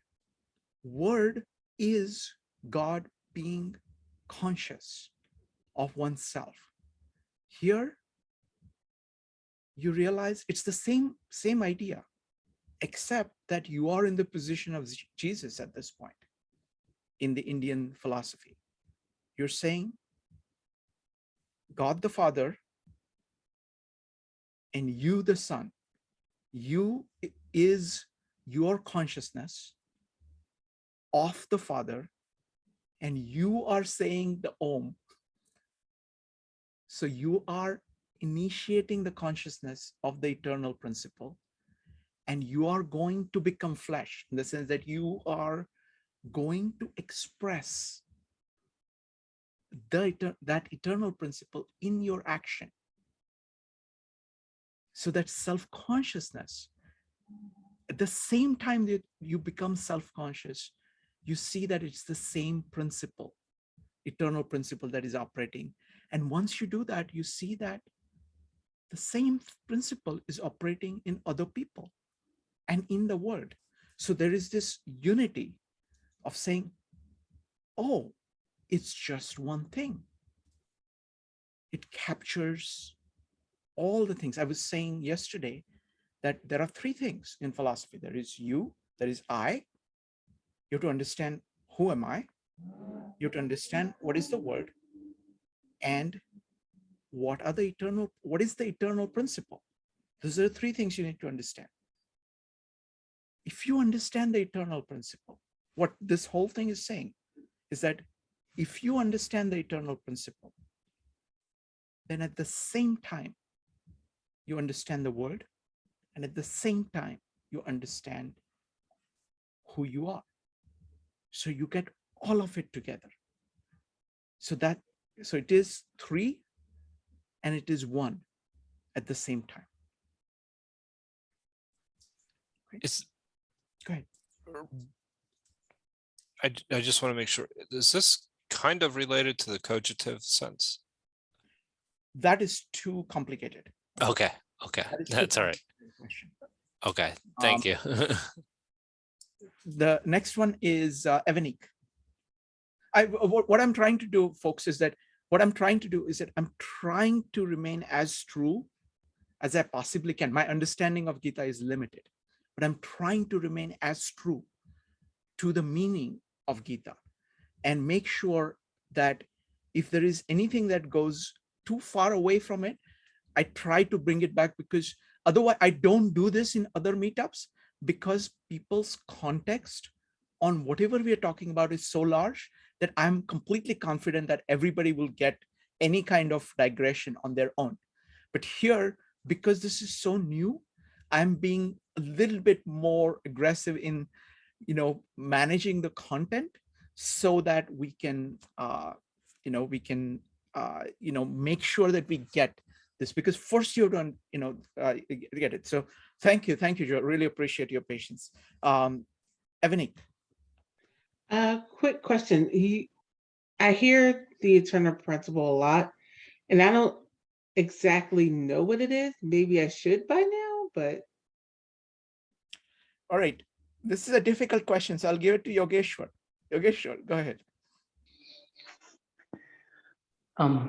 Eternal principle. One thing is, it is that which is supposed to be experienced. That is the eternal principle. When we talk about knowing about it, yes, we can make some metaphors around it. And we have come upon some metaphors that talk about the eternal principle, which is, we can talk about Brahman or God or Creator or that name that we give. But this eternal principle is something that is within you. When you get to the core of yourself, you automatically experience it. So I really relate to you because I also have not experienced the eternal principle myself. So I do not really know it. What I'm trying to do is to get to know it as well. So I'm with you as well.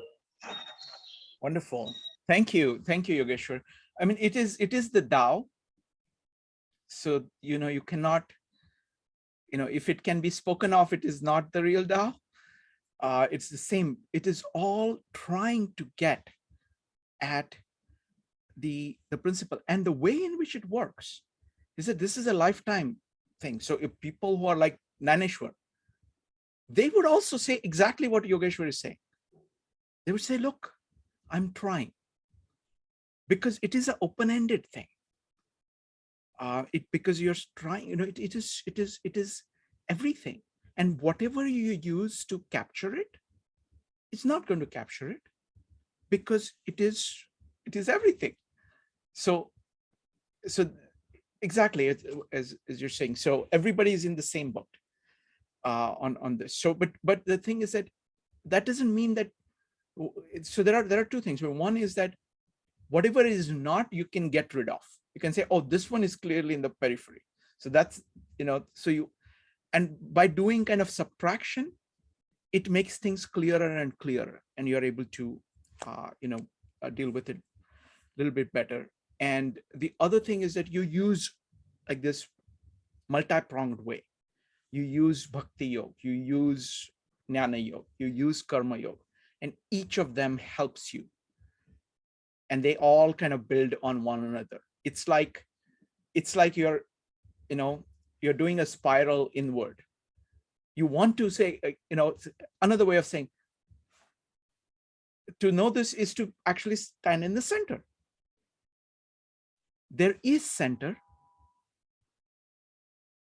but it's a question of, are you standing there? No, you're at a distance. And then you're kind of spiraling in. Sometimes you make progress, you take a jump. Sometimes you go, you screw up and you go away from it. But that's what it is. So again, the center and periphery is a metaphor to be able to talk about. Go ahead, Yogeshwar. Yeah. So I wanted to say, it's like, we want to talk about love. That just an emotion. I talked about this yesterday as well, but we want to talk about love just as an emotion. Yeah. If somebody has not experienced that emotion, it's really hard to explain what the emotion is. You can make what actions happen when you get the emotion, or what happens, like maybe you get chills in your body. Yes, you can say all that when you fall in love or when you have that emotion within you. But it doesn't actually relate, like you've made concepts around it, yes. But until that person falls in love, he will not realize what love is. That's what happens. And that, even if an emotion is that, like you have to fall into that emotion to get to know it, then Brahma is even way more abstract than that. So you have to fall into Brahma to get to know it. But yes, we are all trying to know it, and we're circling around, and we shall get to know it someday. Wonderful. And thank you, Yogeshwar. Great. Folks, any comments, any questions? It's becomes more, it's a little bit more flexible as we go along. So please, if you have any comments, any questions.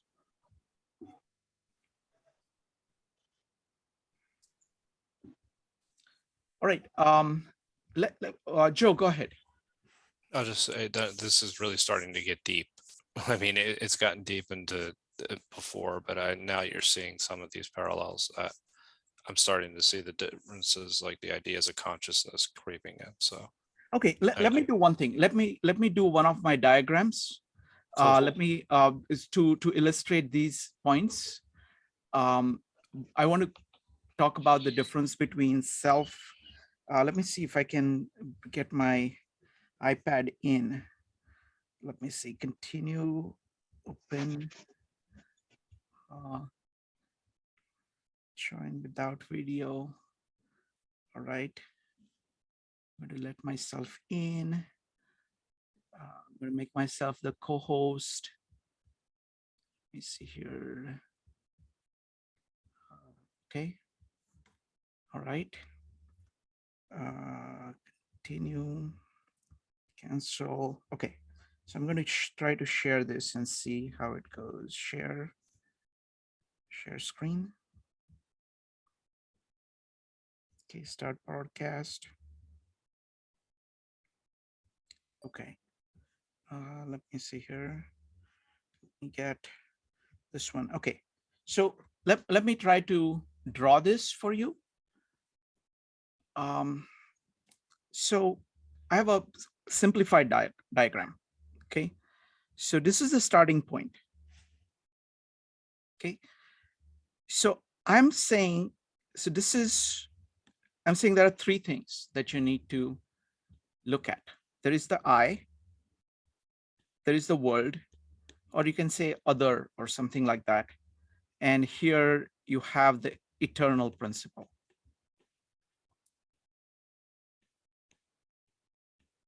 So the great soul people, what are they doing? They are focused devotedly on the eternal principle. And what do they do once they have the eternal principle in their heart as best as they can? They go ahead and act in the world. And in the world, they keep moving towards the center. So that is the loop of the great souled people. Now, people who are deluded, what do? They actually start here. This is the starting point again. What they do is that they actually are afraid of the world. See, this one is love. This is seeking. So they are seeking the eternal principle. They are trying, just like we were saying, that, do you know what eternal principle is? By the way, eternal principle is not a point like this. This is like an axis. So you don't know exactly how far it goes. It goes beyond the thing. So it could, over time, you can be going a little bit further up like that. Okay. And having understood whatever you can of the eternal principle, you are applying it to the world. And what that does is that brings the world to you. Your attention also keeps focused on your core. This is your center axis here. Okay. Now, people who are deluded or asuric or negative, what do? So they are actually afraid of the world. So look, the positive people, the starting action is this way. Okay, they go up like this. That is the starting action. The starting action of people who are not good, they are actually afraid of themselves. They're running away from themselves. They're also running away from the world at the same time. So they're going in this direction, okay? Then they form all kinds of deluded ideas. So these are actually ideas which are opposed to truth. These are falsehoods, different kinds of falsehoods. So they do actions which are motivated by fear of their own self and the world. They are running away from both. And their mind is very active, just like all minds. They produce all kinds of false ideas. And that really impacts them, their curiosity, their ability to seek. So they are in this loop, which is exactly opposite of the loop that is over here. So this is kind of I, eternal principle and world. Here you're losing out on the world, you're losing out on the I, you are doing exactly opposite of the eternal principle. Here this is love, this is fear, right? This one, instead of seeking, you're basically crushing your soul, because you're using false ideas to actually stop you from seeking, from living. I call this building. So this is, you're building the world, making the world a better place, using the eternal principle that you've been seeking. So this is the loop over here, and here it is crushing. And this one, I don't know exactly what to name it yet. So this is fear producing something, and then you're just making up kind of, this is really, you're producing delusions in order to get here. So and those delusions actually crush the, whatever motivation that you have. All right. So if anybody has any kind of, yes, the red is the inverted self. If anybody has any comments or questions, you're welcome to ask. Okay. Let me go ahead and stop sharing here. Stop the broadcast. Okay. Can go ahead and ask the question so people can hear it. I do not have a really good voice today, but as per your experience, is there a way to know if we are spiraling inward towards the center or outwards? Wonderful. Yogeshwar, what do you think? Yes. So right now I'm low on internet, so I'll keep the video off. Sure. But so what happens in our lives, yeah? Through experience, since we only know the experience of outward, what happens is until we get an experience of inward, we can't really compare and contrast between what is inward and what is outward. What I can tell you for now is you'll have sort of a different experience from just going on with your desires or the desires of the body and the mind. And what happens is you'll get this awareness and concentration as well in each and every action that you do. And you'll also get this love for each and everything that you do. So even though you're doing at the peripheral, what you'll realize is if you're acting from the center, you have this awareness for each and every word that you speak, each and every thought that you have, and each and every action that you do in the peripheral. So there's this immense awareness and there's this immense concentration that you can have towards that one particular action that you're doing. And even when you're speaking anything, you'll have this experience that I know what I'm speaking before I speak. Because right now, sometimes we speak without knowing. and then we regret what we speak. Yeah. So what happens is not just let's say, not just that you know all your words that you speak and you don't make a mistake, but this subtle thing of being aware even before you speak. So there is that awareness and concentration, I can say. Wonderful. Ken, I really, really like the question. Okay, I think it's a fantastic question. So I will say it. I use three things. You can use love versus fear. You can use at an emotional level, at cognitive level. You can use curiosity versus evading, and at a physical action level, you can look at building something versus exploiting something. So let me explain. So like in the emotional thing, love is a emotion which is an open-hearted emotion, which is bringing things together. Whereas fear is kind of running away from things.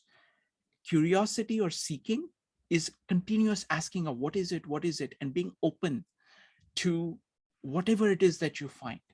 Whereas evading means you already have an idea and you're trying to get rid of everything that doesn't really match with the idea that you're trying to hold on to. So that's what is happening at the kind of cognitive level. And in terms of action, when you are spiraling inwards, you are building a better world based on all the principles that you have. Whereas when you're spiraling outward, you are just using something that somebody else has produced and just trying to exploit it in a short-term way. So love is towards the center. Fear is kind of running away from the center. Seeking is saying, what is it about the true nature of things? Whereas evading is saying, I am committed to this idea. I'm going to hold on to it for dear life. I'm going to ignore everything else. So that's the way I would answer that. Thank you so much. Thank you. All right. Anybody else? Any comments? Any questions?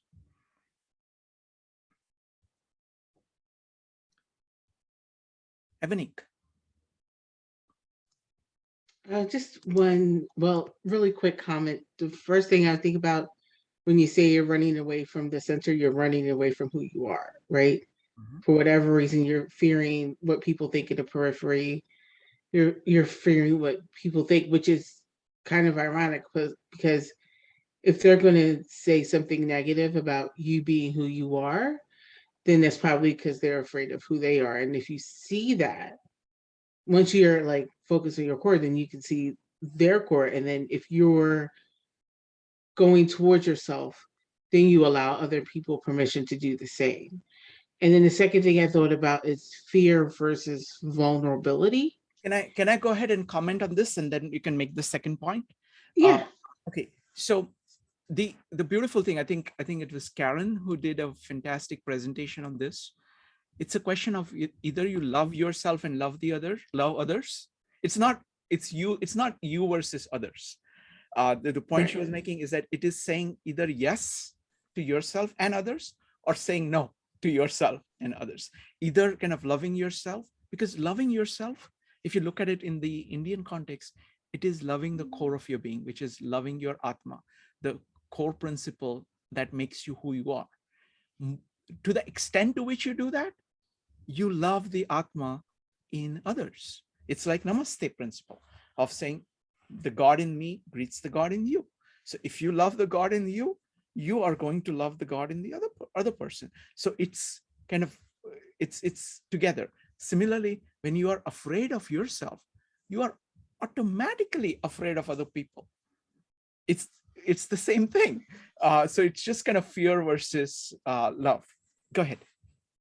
And then I was thinking too of vulnerability in the sense of, vulnerability, I think it's not the absence of fear, but it's kind of like the same as courage, which I know we're going to kind of talk about Sunday night. Mm-hmm. But I was thinking when you're vulnerable with somebody, you are opening yourself.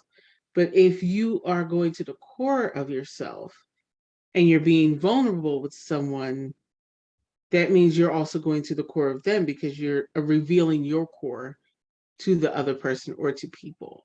So that's what I was thinking. And it's kind of like, I think vulnerability is also the opposite of fear, in that you are showing people who you are at your core, and you're putting it out there, and you're allowing it to be, people are going to have the reaction they're going to have. It's kind of like stoicism, right?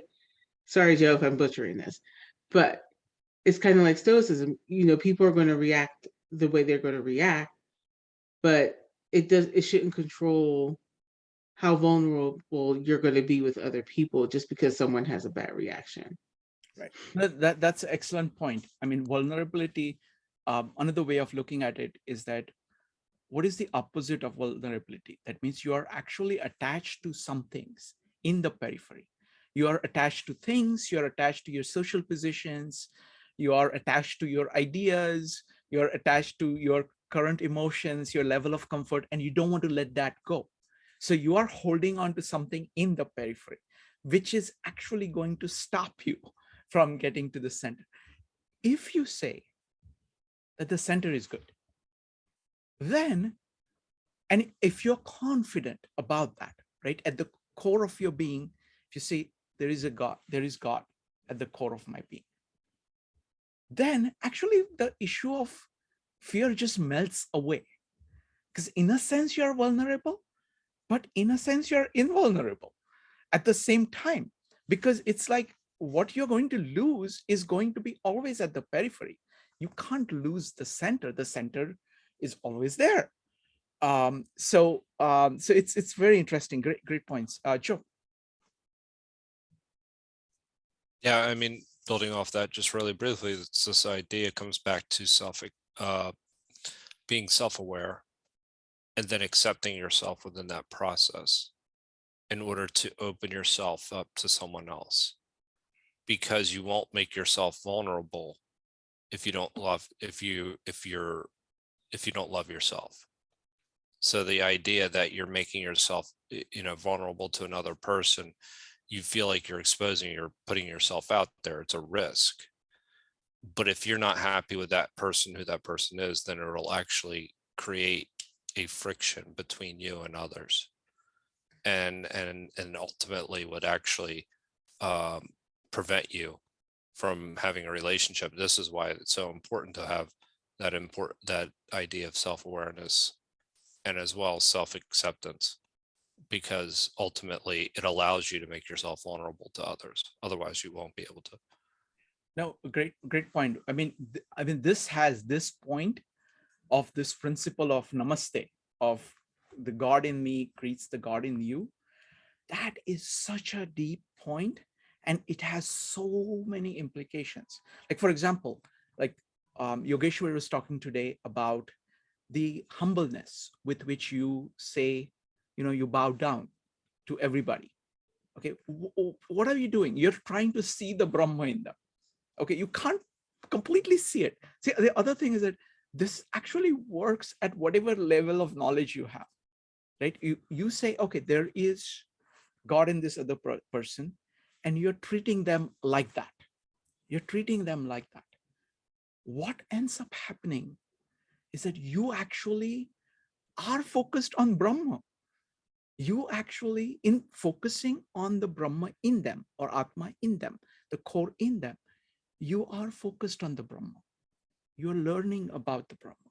You are learning about the core of yourself at the same time. In some ways, it is easier to see that in other people. It is certainly giving you a different perspective on the Brahma, of what a core is, if you're open to seeing that in others, because it is very easy for us to get caught up in our own emotions, in our own thoughts, in our own social circles, people that we're comfortable with. But opening yourself up is an opportunity for you to see something that you would otherwise never notice, because it would be, all these kind of whirling emotions and thoughts and action patterns would mask it. So it's a very powerful thing. Sure. Just one quick thing, but this is also the importance of the idea of forgiveness. Because if you don't forgive, not necessarily somebody in particular, but to let go, because then you close off the future. Like that's I want to have Yogeshwar. What is the concept of forgiveness in the Indian context? I don't know it. Yeah, Kshama it is called. And in, I think, 14th chapter, we shall come about to it. Yeah. Mhm. So Kshama, forgiveness, what it is one thing is when you're seeing the Brahma in everyone, yeah, there is no way that you can, let's say, that you can have anger towards them. So that's one point about forgiveness, that one level of forgiveness is that you never do anything wrong to anyone, and you don't have anger or frustration or jealousy towards anyone else. Another perspective of forgiveness is when you're trying to see the Brahma within everyone else, you've not seen it really. Now, when you're trying to see Brahma within everyone, is that you may have some anger or some jealousy towards someone, but then when you think about it, like Brahma is there within everyone. Yeah? Even though I'm not experiencing it, but he is in there within everyone. So why should I get angry towards him? Like, I should just let go, yeah? And it's that, even in the yoga tradition, what happens is when you, like, if you fold your two hands together, yeah, and put it towards your chest, what happens if you can maybe even bow down to the sun or whatever, yeah, like looking at the Brahma within it, then what happens is that openness that comes within you. And because you see what it signifies, the two hands, what it signifies is the two sides of your body. Like, you have that, in modern science, we could say the right brain and the left brain, your emotional part and your logical part together, like both of them together. And now when I bow down, I'm bowing down with my full self, like not only one part of me, but my full self, and I am bowing down. Now, what I'm bowing down to is the Brahma within them. Now, that is like if you have seen in tradition in India, even to your parents, you bow down in the same way. Mm-hmm. Yeah. Even to somebody who is elderly, you bow down in the same way. So you're looking for the Brahma within them. And when you do that, like when you practice that, there is no way you cannot forgive. Like you automatically forgive because you're doing this practice every day. Like you can't even think about anything wrong about them. So that's the way of forgiveness. It's put into culture. And sometimes you don't realize it. But for example, if you're bowing down to your parents every day, yeah, how can you be angry towards them? Like, how can you be angry towards someone who you bow down to every day? So it's that concept, like it's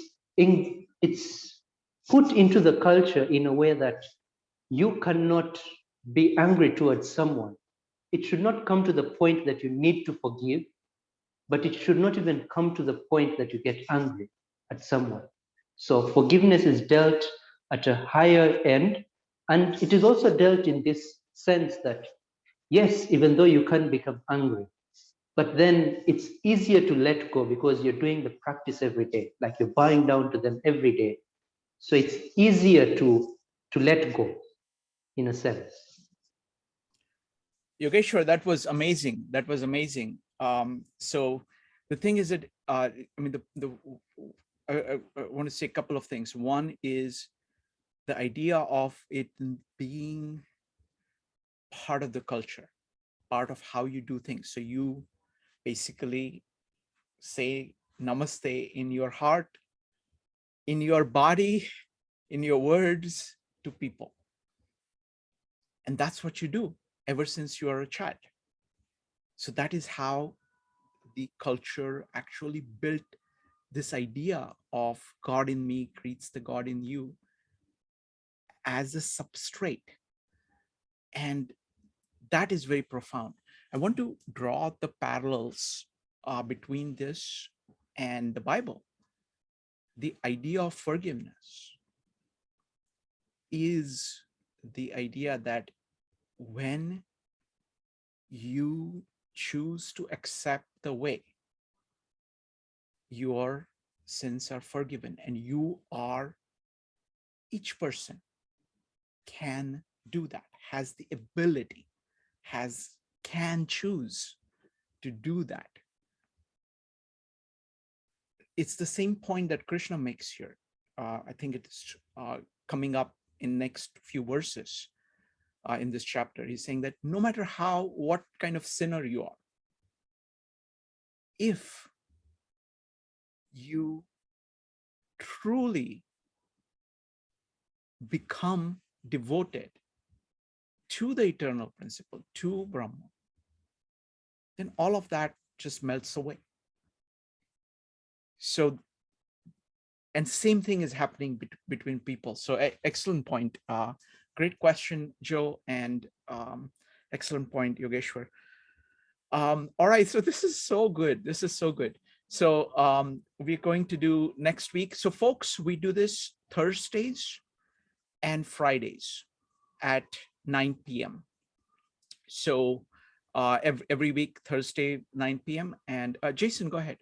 Yeah, my question is so you have a both Thursday and the Friday? Yes, we used to have just Fridays, but I'm eager to go through it as quickly as possible. So we did Fridays and Saturdays, and some people were having difficulty. Some people called Joe, many Joes were having difficulty with it, and some other people were also having difficulty with it. So I moved it to Thursdays and Fridays. And okay, that actually works. I also want to start doing other things on the weekends, so it also makes my scheduling a lot easier. Lisa, you had something.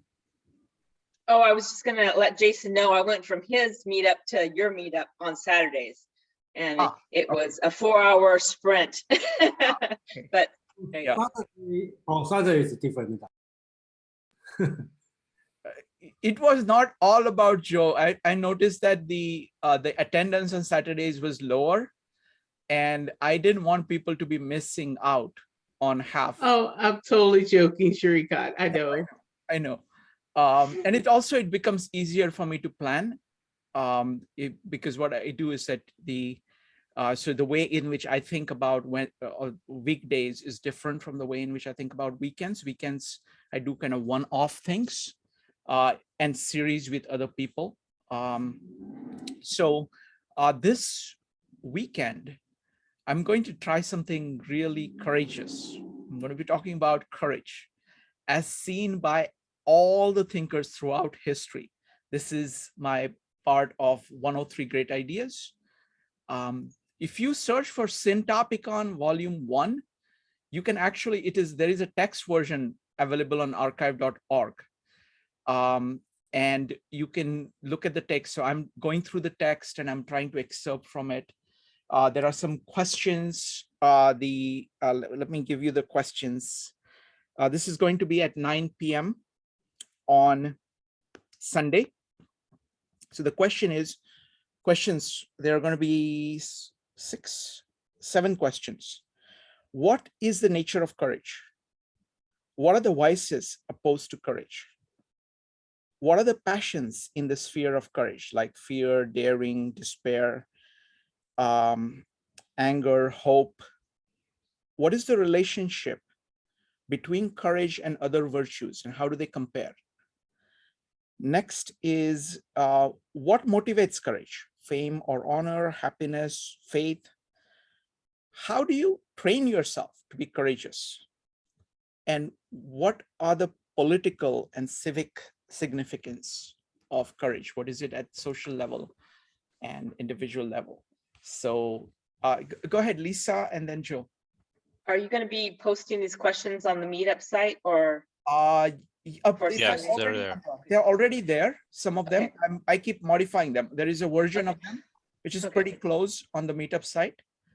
And then what I'll be doing is that I will be actually sharing the screen and we'll be going through what everybody, I mean, this is like what all the philosophers have said, all the novelists have said, what all the historians have said, what's the role in history, what all the psychologists have said, just trying to bring all of it together. It's just incredible work that this 103 Great Ideas does. And that it is available. So you can just search for Syntopicon. Joe, can you just type in Syntopicon in the chat, just Syntopicon word, and then you search for volume 1 PDF, and you will find it. You will find it on archive.org. It's just like 8 pages of material, which is just beautiful, beautiful essay. It's not formatted very well, but you can read it. And look forward to seeing you there. And this is so much fun. This is so much fun. Yogeshwar, thank you so much. Thank you so much. This is amazing. And next time we're going to start where we left off, and we will finish the third part, the rest of the chapter on Thursday at 9 p.m. Eastern time. And then we will start off with chapter 10. Good night, everybody. Bye. Thank you, Shrikant. Thank you, Yogeshwar. Good night, everyone. Bye.